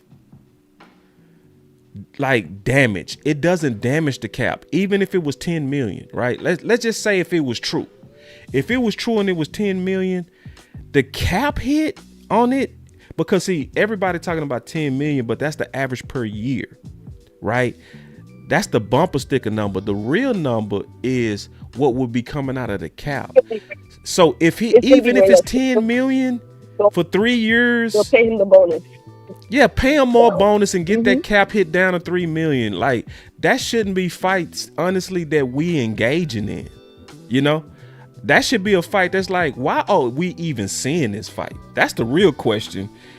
And it makes me say that's because y'all trying to get y'all lick back on Todd Francis for whooping you. Yeah. Because Todd Francis whooped you up and down with Dak. He whooped your head. So now this is your so-called chance to get your lick back. You know what I'm saying? You know, and it's like, nah. So I am for keeping Aubrey. And some people say, give me the pick. Okay, what if the second round pick is Calvin Joseph's? Okay, so this is my little pushback on that. I agree with you. I am for keeping Aubrey, but this is because I like to see both sides. So this will be my pushback if I said that. It's not the 10 million that's the problem. It's the fact that we let these agents have too much control. They feel that they have too much power. We've been trying to negotiate for over a year. Agents feel too entitled and they don't take their clients. They're more trying to push their business and themselves ahead of their client. And that's how I feel. Like, at a certain point, you got to push back against the agent and say, okay, if that's how you feel and we're not really doing what we're supposed to do, go test the damn market. Let the market say it. We can give them a little bit more above what the market is saying, so there's no disrespect. The market say you're worth 7.5. We're going to give you 8.5, and then move on from there. If you don't like that, you can walk. And we got to get back to the Jimmy Johnson era. Jimmy Johnson didn't play no games with these agents. He didn't let them. But so we need to go back. I don't think we need to be tough, like, over a cap hit of 3. Like some fights you gotta just say, you know what, I ain't even finna fight you. Like, every fight ain't even worth it. Overall, Jerry needed to. That's why when he did the Pickens, when he traded Pickens, I was in my feelings at first. I ain't gonna lie about it. At first, I was like, damn, what the fuck is he doing? But you see how people act now when they be like, oh, Michael Parsons tried it. Because, you know, David Mulligata was trying that stuff that he tried with T. Higgins before T. Higgins said, nah, you need to get the fuck out of here because I want to stay where I'm at. Parsons got traded. Look at how Parsons acts now. He's still crying about being with the Cowboys. Bro, wasn't you happy? Why are you looking at your ex so much? You look at his ex because he wanted to go. He wanted to be here. So I say this, when it comes down to the agents are not the bad guy unless they're doing something egregious. That's when they I'm were a not bad saying- guy. So I'm not saying that. no, I think they let me pushed just it. explain real quick. The market has been consistent for like ever that all these agents have the same motive. They want to get a player that's within a certain tier. The key word is tier, right? When you get to a certain Agreed. tier, you're going to automatically surpass the previous guy. Even if y'all resume is not identical, as long as you can be in the tier, the market is going to reward you over the previous guy, even if the previous guy was Mahomes. You see what I'm saying? That has been standard in the market forever. The problem is when you get to people like David Mulugeta, who will do something way out of the norm, or Todd Francis. Both of them dudes do this, where, and I showed the history of the cap. I showed it with receiver, quarterback, corners. Every agent usually barely surpassed the previous guy. Them boys do stuff like you see what I'm saying? They do stuff like, I surpassed the previous guy by 5 million. Well, you box that guy. You feel me? You box him. But the normal agent that's like, bro, you know what I'm trying to do, bro. I'm trying to set the market in one of these categories. And see, 500,000, 1.5. I've seen it. yeah, That's you 5 see what I'm saying? million. So, but see, the problem with Dallas, that's where sometimes I got to turn around and slap Dallas too. Dallas tries to have a rule of we don't surpass the market on nothing. That's their problem. And then Like they don't have to play by the rules. You feel me? Now other teams will say, we know how this go. Our quarterback is in the franchise quarterback tier. He might not be as good as Mahomes, but he's in the tier of franchise quarterback. So listen, we already know. Let's get the deal done. You want to be $1 over Mahomes? Done. That type of shit. That's what other teams do. We over here drawing it out to like, well, he's not. You know, we be having these public fights like we not all the way innocent. You know what I'm saying? So it's like when you go at David. When you go at David, smack him. When you go at Todd Francis, smack him. But a normal agent that's just trying to barely surpass the previous guy, just get that deal done. That's the balance to it, in my opinion. Dallas Cowboy is the football version of them neighbors. Every time they fighting, you looking out the window to be like, I can't put, because you know all their business. They put it all in the street. I'm I like, swear to God. I swear to God, you right. Like, I swear. It was the first time I was surprised because no one saw it coming until it was really done. By the time the rumor came out, we had already signed the contract. I was like, what happened to that? Can you do business like that from now on? I don't want to know. Just let me be surprised and be, oh shit, they on their shit because we was up there last year fighting for team trenches. They was like, yo, we need a wide receiver. No one thought we was gonna get him. And then when we got him, we was like, oh, shit. But Lopez doing something big. Remember, everyone was like, where did this come from? Because we didn't put it in the street. Why can't we not stop putting our shit in the street? That's all I ask. Go back to when Jerry used to be serious back in the 90s when he was with Jimmy. Him and Jimmy was on the same team. You saw how they did deals with Emmett and all that. The only one that really held out, like really, really held out was Emmett. Because they were like, bro, Mark could just jump so much. We're not trying to pay the wide receiver that. But Emmett was like, you talking about with Emmett? No, they was doing the same shit. I looked at the numbers. They was doing the Emmett the exact same stuff they do now. They was not surpassing Thurman Thomas. He just wanted to be above Thurman Thomas. Jerry been doing this for years. The whole holdout was because he was basically telling Emmett, you are no Thurman Thomas. And he had way more rushing titles, Super Bowls, and better performance and stats. He had the whole trifecta. And Jerry was making a boatload of money, and he still didn't want to pay Emmett. Just on the principle, it's because I said so. I feel that's where it started. When he started with Emmett, that's where the BS started with Jerry. Because he was always trying it before, and they would always come to an agreement. But he put Emmett's business in the street, and I'm like, yeah. But let me tell you the game on that though. So let me tell you the game on that. The game on that, and the reason why he do it in the street, and this is why I call Jerry uses what I call the Kardashian model.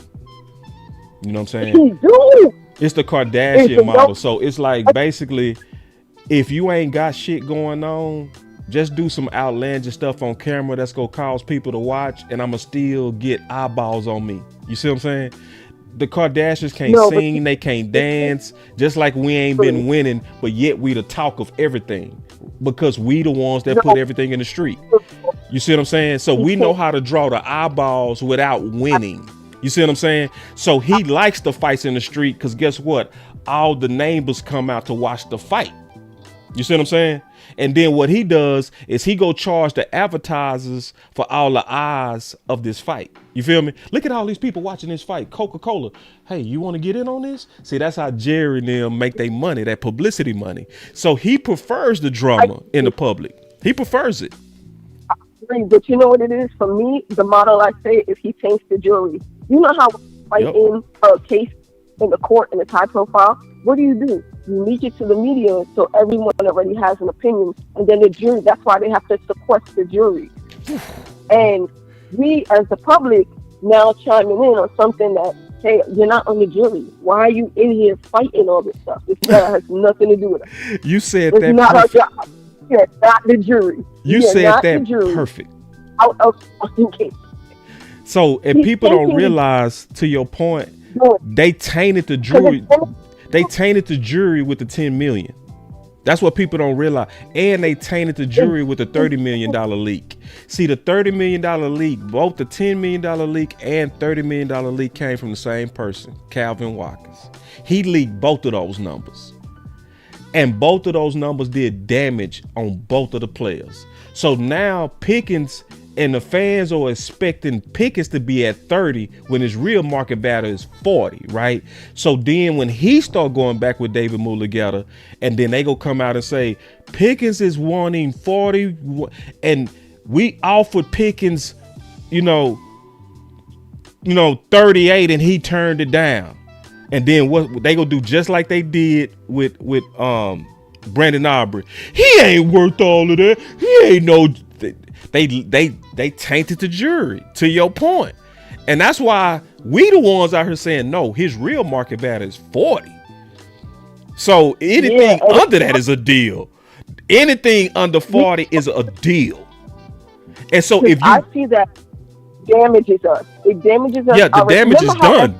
Right. Want to be a Cowboy, and now when people leave, they even like, fuck that organization. Now I was there, and this and this and this, and then they want to air their grievances because everyone will be like, why you want to use the Cowboy name? Because people know it's valuable, right, to leverage themselves to get a better contract, but they don't want to come to Dallas to play. You're damaging the back office. Right. We are still shit on the field. Don't get me wrong. We still draw talent. But when it comes to the back office, the business side, we are so damaged and we have such a bad reputation. And that is the issue that I have. Yeah.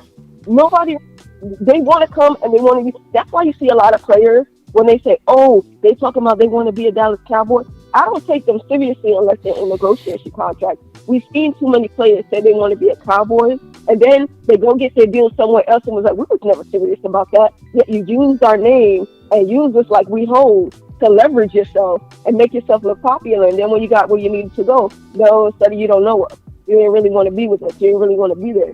Fuck that shit. So why you bring our name up? What you put our name in your mouth for? Right. You should have been able to, if you that talented, you should have been able to get the contract you wanted on your own without putting our name in your mouth.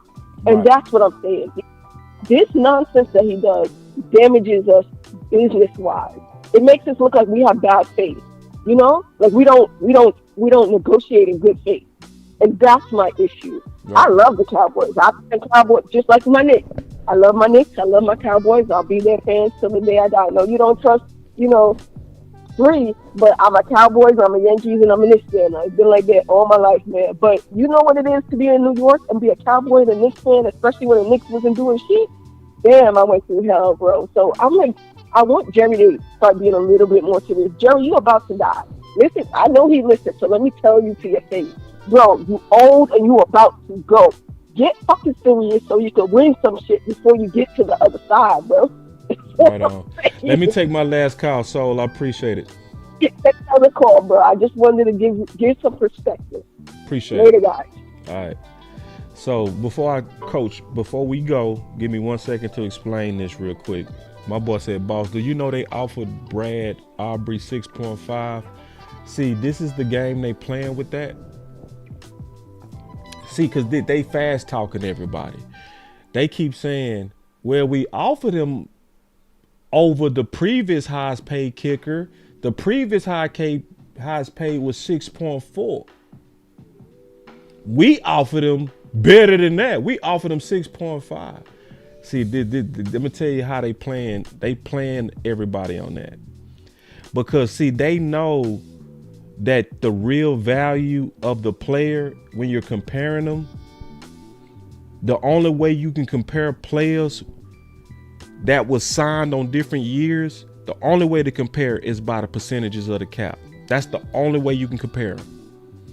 Because if you try to compare a player based on a whole number, like 6.5 or 6.4, that doesn't equate, or that doesn't factor in the raising of the market from the cap going up every year.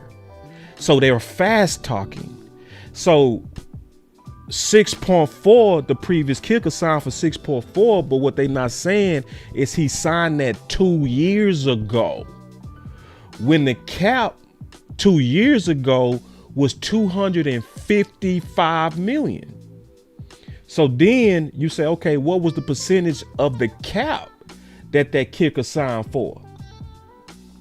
At that time, 6.4 from 255 million is 2.5%. So then you got to just ask the question and say, okay, if that same kicker did that same 2.5 in today's cap, what would that number be? And that number is 7.7.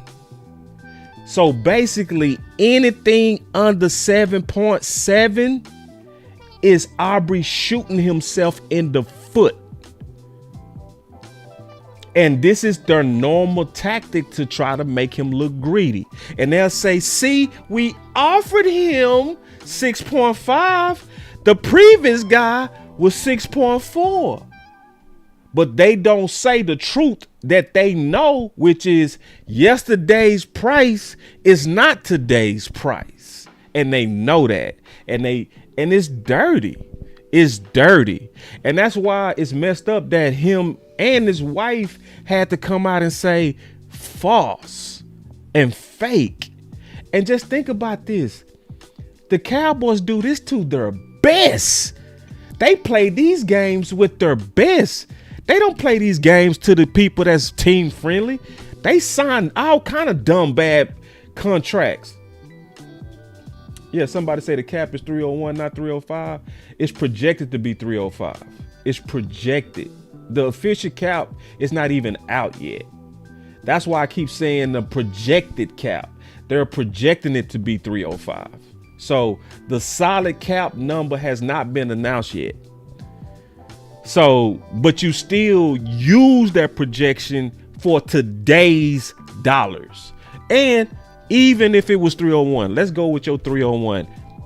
Then we talking about what, 7.5? Either way, I'm talking about the real value of the previous highest paid kicker. So they basically trying to play everybody. That's what they doing, you know? And yeah. Yeah, and that's why people need to follow. That's why I be saying it's a lot of bad dope in the streets, bro. It's a whole lot of people, they be trying to connect the dots, and they don't connect the dots right. And they can't recognize when they being fast talk. So they'll say, yeah, man, they offered them 6.5. What's wrong with that? It's like, shit, yesterday's price, not today's price. That's what's wrong with that. You got to update that shit, bro. Today's price up to be the highest kicker is 7.7.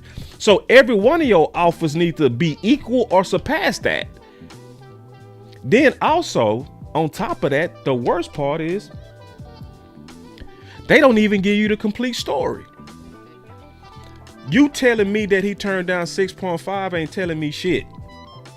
To be all the way honest, it's not telling me enough, because you're not telling me what the guarantee is. You're not telling me how long that contract was.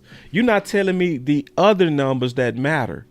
So it shows you that they do these leaks they weaponize these leaks. These insiders are weaponized a lot of times. They are weaponized. They are used as weapons against different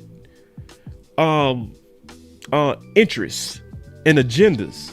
Yeah, they're used. Yeah, and sometimes they know they're being used. Some of them willingly spread their cheeks. Some of them don't know they're being used. Some of them just reporting what they're hearing. So if let's say if Jerry, let's say if he called Clarence Hill and he say, hey man, I just want to let you know that we ain't talked to the agents yet. Right now, Jerry and them could be using that for leverage, but Clarence don't know that. So then Clarence go say, sources say the agents have not talked to Jerry yet. He just reporting what he heard, but he might not know the motive. So we also have to be careful. Now, some of them, yeah, it's pretty clear what their pattern is. When it comes to Calvin Watkins, I would never trust nothing he say. Never. Because he's too pro front office. Oh, they set the cap today? It was 301? My bad, bro. You was actually right. They announced it. I just didn't see it. I apologize, bro. They announced it today. I apologize. Error on my part. My bad. I didn't know they made the announcement. I just didn't see it. Appreciate it, D.A. Lee. And thank you, So I appreciate it. My error, my error. Because I didn't know they made the announcement. I didn't check that yet. So anyway, but either way, good news is now 301 makes it even more accurate. So we can do the math. Y'all want to do the math together? Yeah, we don't gotta do that. So anyway, but I'm gonna do a whole nother show where I'm gonna calculate the true market value of Pickens. Because see, let me prepare y'all for what's really going on. I'm gonna prepare y'all for what's really going on. Whenever Jerry and them want to use the media, they go through some of their trusted kiss ass people to try to make these players look great. That's why I keep saying that game that they played on Aubrey was the same game they played on Dak. So we can't fall for that. We can't be over here like they need to let Aubrey ass go and all that kind of shit. Like, nah, bro, they fucking lying. Likely they're lying. Likely. And that's why allegedly, Todd Francis went and checked both Clarence Hill and Calvin Watkins. And Clarence was like, I ain't say nothing about no 10 million. Allegedly. Like, I didn't put a number out there. I just told what I was told. But see, Calvin Watkins put the number out there. That 10 million did damage to his reputation. It made him look greedy. It did. Okay, let me get on the phone, man. I forgot I had my brother on the phone, man. I forgot. My bad. Man, my brother, Coach Q. My bad, Coach. Damn, I got to talking. What's up, Coach? What's up, boss? How you doing? You was cooking, sir? You was cooking? Yeah, let's get it. Man, I thought she would never let you off the phone, but hey, it's all good. But with Aubrey, man, I think he might have his numbers wrong. Because if you look at the other kickers, that 10 million might be the guarantee they was talking about. Right. And I'm pretty sure that Tom France wants that 20, because if you look at Buckner, his guarantee was 4 years, 24 million, 17 million guaranteed. Now, what people got to remember, Dak, in both times Todd France negotiated for Dak did Todd France a favor.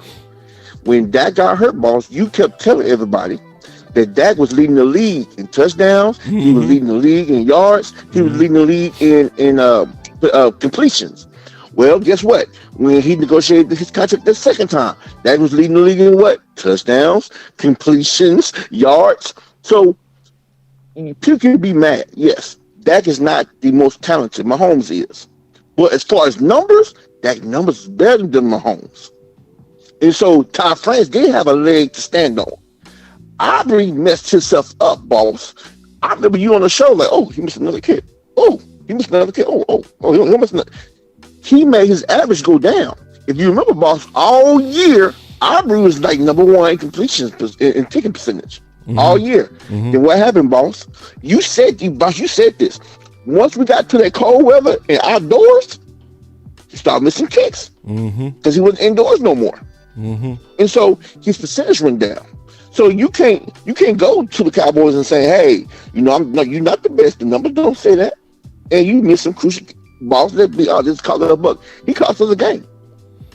Yeah, he won some games, but he also he did too. Like, I would say this about Aubrey, and I'm gonna just keep it simple, Coach. His money is so insignificant. None of us should be fighting about it. To be honest, it's like that's the type of fight. That's the type of fight that I tell Jerry now. It's fine. That's the type of fight I tell Jerry. Why the fuck we seeing this? Like, this ain't the fight we need to be seeing. Yeah. You know what I'm saying? Now, those big contract fights, them dudes up there in the 40s, 60s, 30s. Okay. Y'all have some major ramifications. Now, boss, now, if you wonder what the Cowboys want him to be, look at his tender. His tender is the second round tender, which is $5.4 million. First round tender is around $7 to $8 million.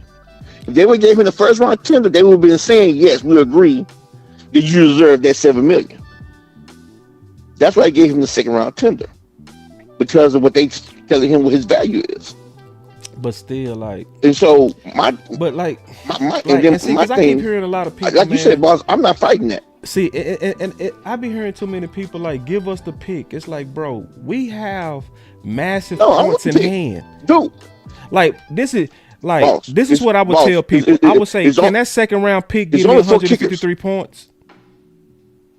Boss, it's only 4 kickers like him. Right. Like people act like it's 32 kickers. It's only 4 of them. Yeah. It's one dude in Jacksonville. It's him, Buckner. I'm forgetting the fourth one. It's only 4 out of 32. They're all grown trees. Right. Oh, right. And the one from the Philly who used to be automatic, they let him go this year. Yeah. He missed like 10 kicks. Yeah, we should. So I mean, like, I'm like you and that boss. Yeah, like, we shouldn't be on them trees. Yeah, we should be more so like, bro, honestly, his cap hit is gonna be so low.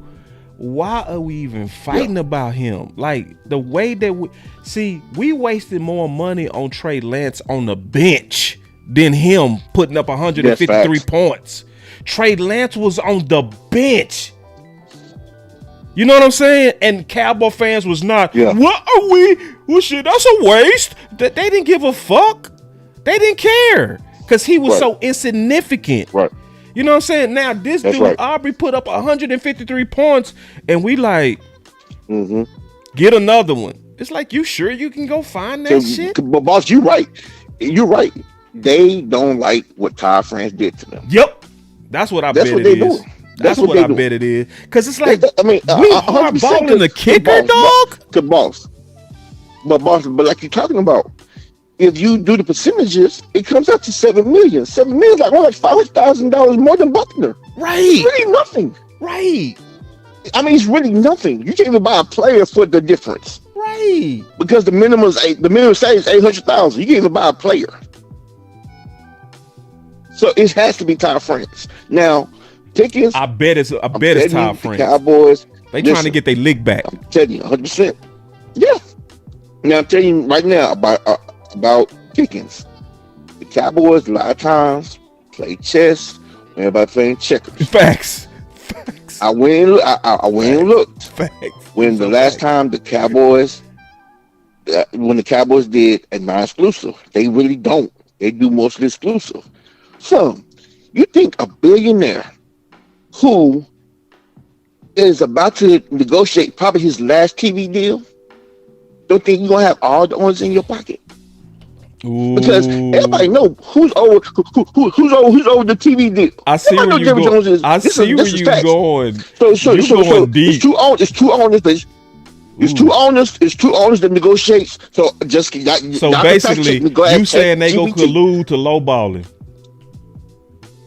boss. Think about boss. If the Cowboys don't ever, boss, come on now. No, they don't do non-exclusives. They don't. They don't. They exclusive. So, boss. Listen. He a billionaire for a reason. Ooh. He's an old man for a reason. Hey, I'm not betting against myself. So guess what? I know that negotiation starts next year for a TV deal. Who's on there? Me and Robert Kraft. We are the two leaders for the NFL that negotiate a TV deal. So, owners, if you want me to negotiate this deal for y'all, then I'm gonna need y'all to kind of stay out the way. David's gonna call, and what's gonna happen? He's gonna hit a number to start with a 3. It's gonna be a 3. Your next call gonna be a 3. Your next call gonna be a 3. Your next call gonna be a 3. Sometimes $30 million. Hell, I wonder why. 30? No, you went too low. Went way too low. But, you went way too low. I was with you until you said 30. What I'm saying, it's not gonna be 40. What I'm saying, it's not gonna be 40. And David is not gonna call saying 3 nothing. David go call saying 45. I bet you $1 million. Listen, boss. I'll cash up you $50 if you get 40. And you know I'm good for it. Nah, I ain't gonna. I'm telling you, it's not. I got a range to it. I tell you the range. This is the range I'm making bets on. And I done already bet $200 on this already. A lot of people saying he gonna be like 35. I say he is not gonna be absolutely not gonna be under 35. I mean he's not gonna be under 35. I'm betting anything on that. So you know who CD Lamb agent is, right? No, I don't even care. Who? Boss? No. Hold on, no. This is fair game, boss. But who? Yeah, we playing the game. Who? Okay. Hold on. Boss, UCD, I'm your agent. You number one, right? Mm-hmm. They pay him 45. Training camp comes. Guess what? Boss Cowboy gonna be at the house. Nah, he ain't gonna hold out. Boss. Hold out. No, I'm telling you as your agent, boss. I'm telling you as your agent. When the Cowboys come around, if that boy get $45 million, which is almost $10 million. I didn't say he go get 45. And he has $10 million worth more production. Hold on. I didn't say he go get 45. I said Ty Francis his first offer is gonna be 45. I'm certain. Boss, I'm just saying. Boss, I'm just saying, if he gets more than my client, Boss Cowboy won't be there in August. Nah, let me tell you why that's not gonna happen. Because CeeDee Lamb know how it works. So, like for instance, CeeDee Lamb, when he signed his contract, he was $34 million in terms of the average per year. That was his average contract number, $34 million. The cap in 2024 when he signed it was $255. Now the cap is $301. So at that time when he signed it, he was 13% of the cap. So let me do the math real quick. Let me get my calculator. So 13% of 301, because now we know the official number, right? So 301 times 13% is 39.13. So actually the market. Totally agree with that. So the market for Pickens should be right around CD. So that's 39. Yeah, it's 39. You know what I'm saying? So now I gotta make a small adjustment to my market number. So he's 39. That means in today's, if CeeDee Lamb would have signed his contract today, he would have signed it for 39. So now if Pickens comes and let's say if he get 40 or 41, just any number like that, CD go look at it like, yeah, that's right around where I am. You know what I'm saying? Like, you know, in turn, you know what I mean? Yeah. Boss. That sounds good. But when you both negotiate, we both negotiate contracts. Cowboys kind of messed up. It's a player called who? Martin. He held out. That he knew. He did. That he negotiated. Yep. And he came right back around. He did. And he got market value. What I'm saying, the Cowboys already shown that our superstars will do this for. Nah, but see, he ain't gonna be able to do that. He ain't gonna be able to do that because he said publicly. He already said publicly, I don't mind Pickens making more than Boss, me. I'm not talking about shit. Boss, once again, I agree with you about CD. I disagree with you about the agent. Boss, I'm your agent. I'm telling you, we going back to the tape. Yeah, and it's gonna be up to CD, cause CD he worked for CD. CD don't work for him. Now Right. what CD might say is, which will be good for all of us, I need to ball out this year so that I can go back to the table. I need to basically be so dominant as the number one that I can. But see, Pickens right now has a stronger name than even CD. CD don't have the year yet to say, okay, I need to go back to the tape. You know what I'm saying? He need to come back and reestablish himself as the bona fide number one here. You know what I'm saying? And if he does, yeah, he'll probably be open to that. I can see it happening then, but he don't have no leverage to say that now, in my opinion. I'm just saying, like, the Cowboys gotta be very, very careful by paying another number one more than that number one, because you said it earlier on your show. Pickens don't necessarily get open by separation like CD. He don't. So you're paying a guy more than CD. Mm-hmm. They don't make the pass easier on the quarterback to throw than CD. Like real talk, boss. As your agent, I can paint the picture of like, so we just gonna go to training camp, and this dude not better than you. And oh, by the way, boss, I hope CD try to hold that. CD got hurt, his ass faster than lightning. Boy, I'll be like, if you don't get your ass out of here. Before CD got hurt, he was on pace to do better than Pickens. Yeah, but like try that. I would have traded Zach Martin. Shit, I'm on record saying that. When Zach Martin pulled that bullshit, I was over here like, get your ass out of here. I'm just being devil's advocate, boss. No, that's a good one. That's a good devil's advocate. And what I would do if CD tried that, I'd be like, we got two number ones already, bro. So shit, we go trade your ass and get some picks, and we'll get a lot of picks for CD too. Now, real talk. Now, real talk. I love Pickens, but boss, I really want them picks though, dog. Like if I can get 2 first round picks, somebody might do it. Like we could, because I started hearing all our Cowboys guys talking about the different wide. I think it's like 3 good wide receivers in this draft. If I can get one of those, oh yeah, I'm cooking. And then I can take that other pick and add to my defensive haul. And we changed 2 or 3, 4 defense anyway. Man, listen, I love you Pickens, but man, give me the picks. Yeah, give me the picks, man. I need us to have a 2005 draft when we was able to take that 4-3, and we got all them studs in that 2005 draft. We was able to then next year be a 3-4. Yep. Yeah, and we can do that. And I've not heard one content creator say that this was not a great defensive draft. We have to cash in. So if this is a great defensive draft, I need to get some defensive studs, and we can do that with 2 extra picks. Yeah, and I call that a day.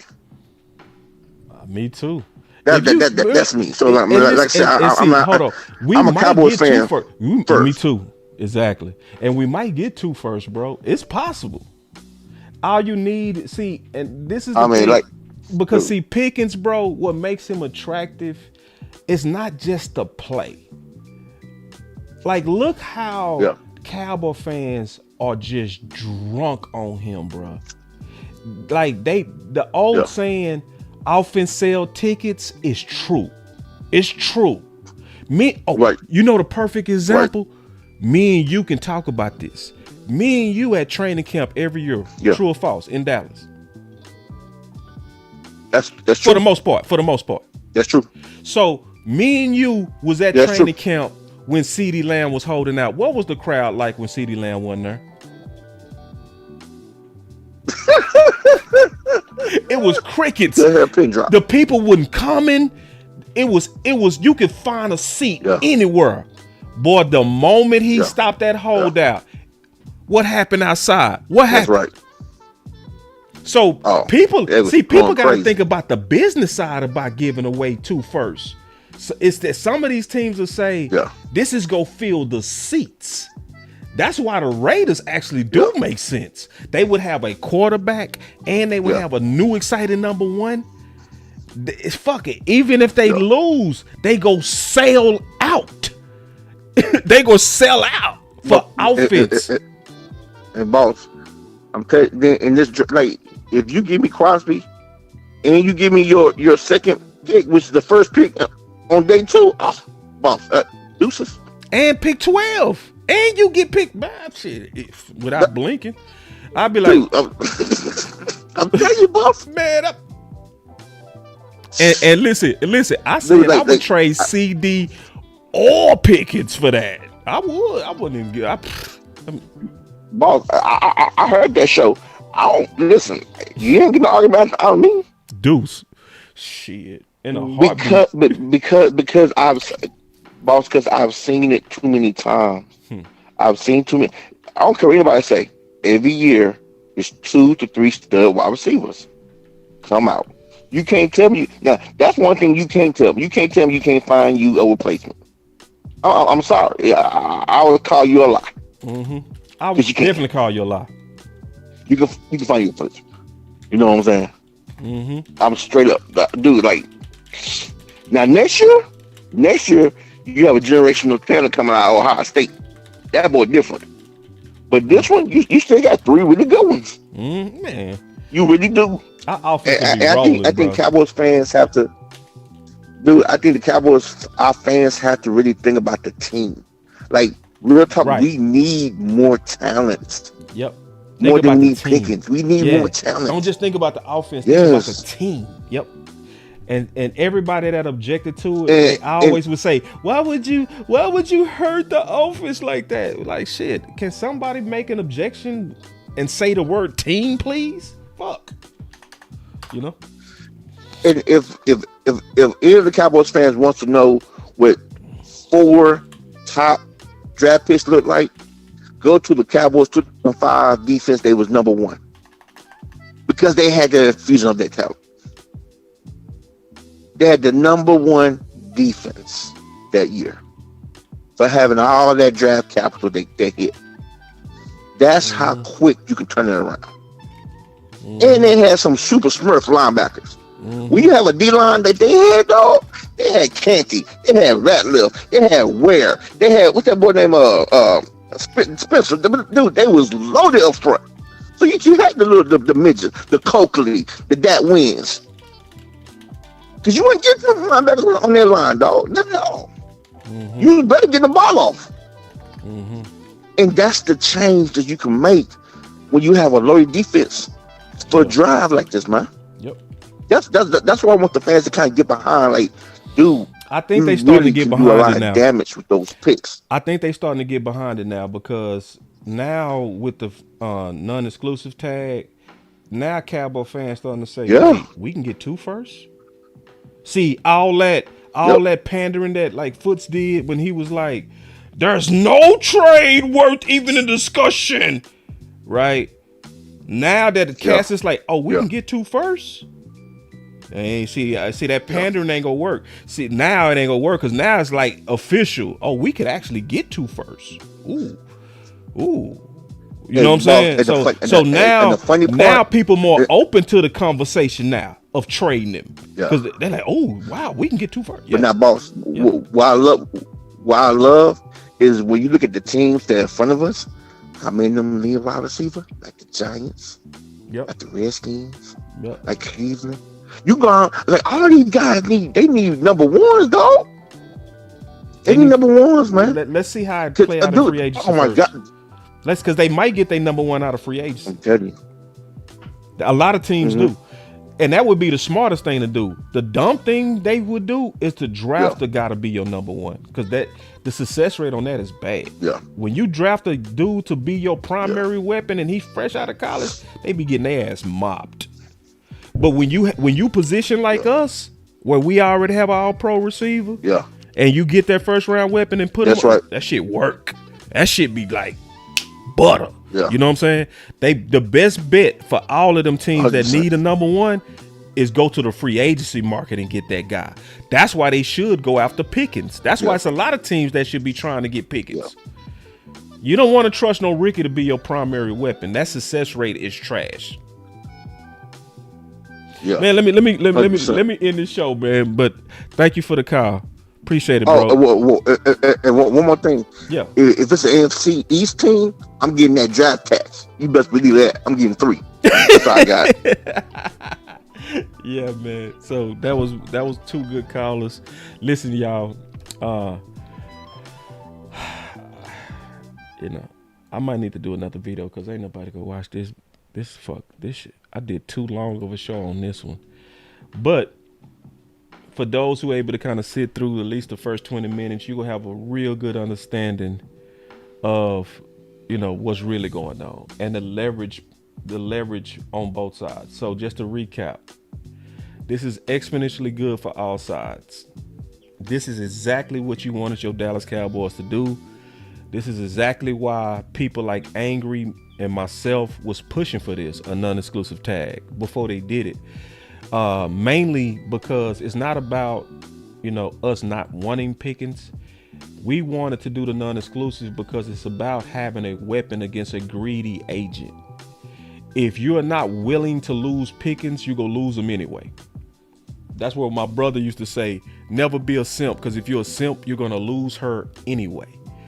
You might as well put your foot down. So what the Dallas Cowboys are doing with this non-exclusive tag is they're putting their foot down. They saying, David, even before you come with these crazy, ridiculous offers, what you known for doing, we just sending a signal right now that we are not going to be held hostage and we're willing to let him go. And I'm going to tell y'all something else. Dallas Cowboys need to take it up too. Don't even stop with the non-exclusive. I would want the Dallas Cowboys to show signals as like we are interested in Brian Thomas. Like really show this agent that we are willing to move on. Just like you do with a toxic person. You show them like, no, you can't do me on it. I have standards. You not gonna just walk over me because the fans love my player. You not gonna just be able to just offer some kind of crazy, ridiculous ass and try to wipe the whole team and then you get in the headline so you can go recruit new blood.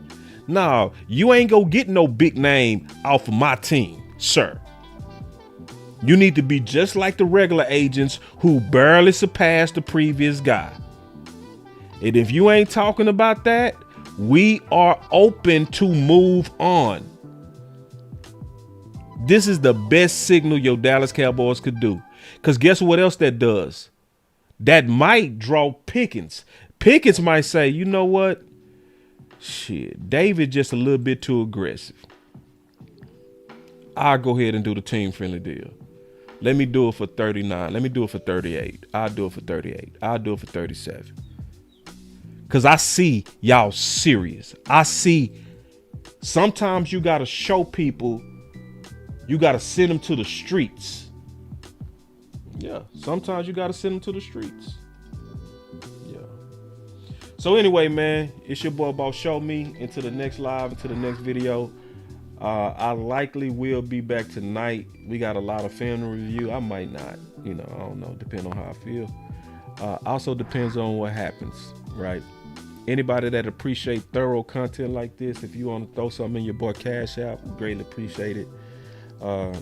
That always helps at Boss Cowboy Sports because it's a lot of people, and I mean this. I'm not hating when I say this. It's a whole lot of people was way late on this, and so all I'm gonna ask people is remember who was the people that was telling you the real market value before everybody else caught up to it. Who was the people that was telling you it was 40?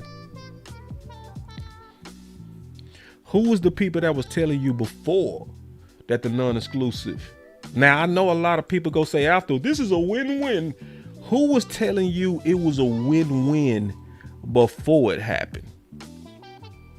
Shouldn't you trust a person like that? Shouldn't you trust a person that sat down and showed, you know what I mean, what's the best for your Cowboys. See what you can get. And if they want you bad enough, they go give us 2 firsts. And he's going to sign it. Huh? He's going and like DLE, so he's got to agree to it. No, he's going to sign that. Doing that, the other method he ain't talking about is the Le'Veon Bell method, which is sitting out a year. He's not going to do that. We're forgetting all the context. This man's value was in the tanker before he came to us. He's going to want all his money here and now, and he will tank it a little bit if he does not agree to it for a franchise trade. Yeah, you put him on a non-exclusive tag, he go sign. He's going to do it, y'all. Like y'all think this freedom is all in the world, but at the end of the day, you have an image to upkeep with your market, and it'll be a win-win to do it that way. It'll be a win-win. If you get his money, yeah, because now you like, hey, go see what you can get. If you can get it, if they want you bad enough, they'll give us 2 firsts. If they want you bad enough, they'll give us 2 firsts. And then that's cool. That starts talks with all the teams. Dallas can talk to teams. They can talk to teams. You know what I mean? Yeah, they can go out. They can go out and seek a contract from anywhere. You know what I'm saying? They can, when you sign an exclusive tag, that is true. Yeah. So remember the shows. Remember the people that was having this conversation before it was even popular. Just remember that. It's your boy Boss Show Me.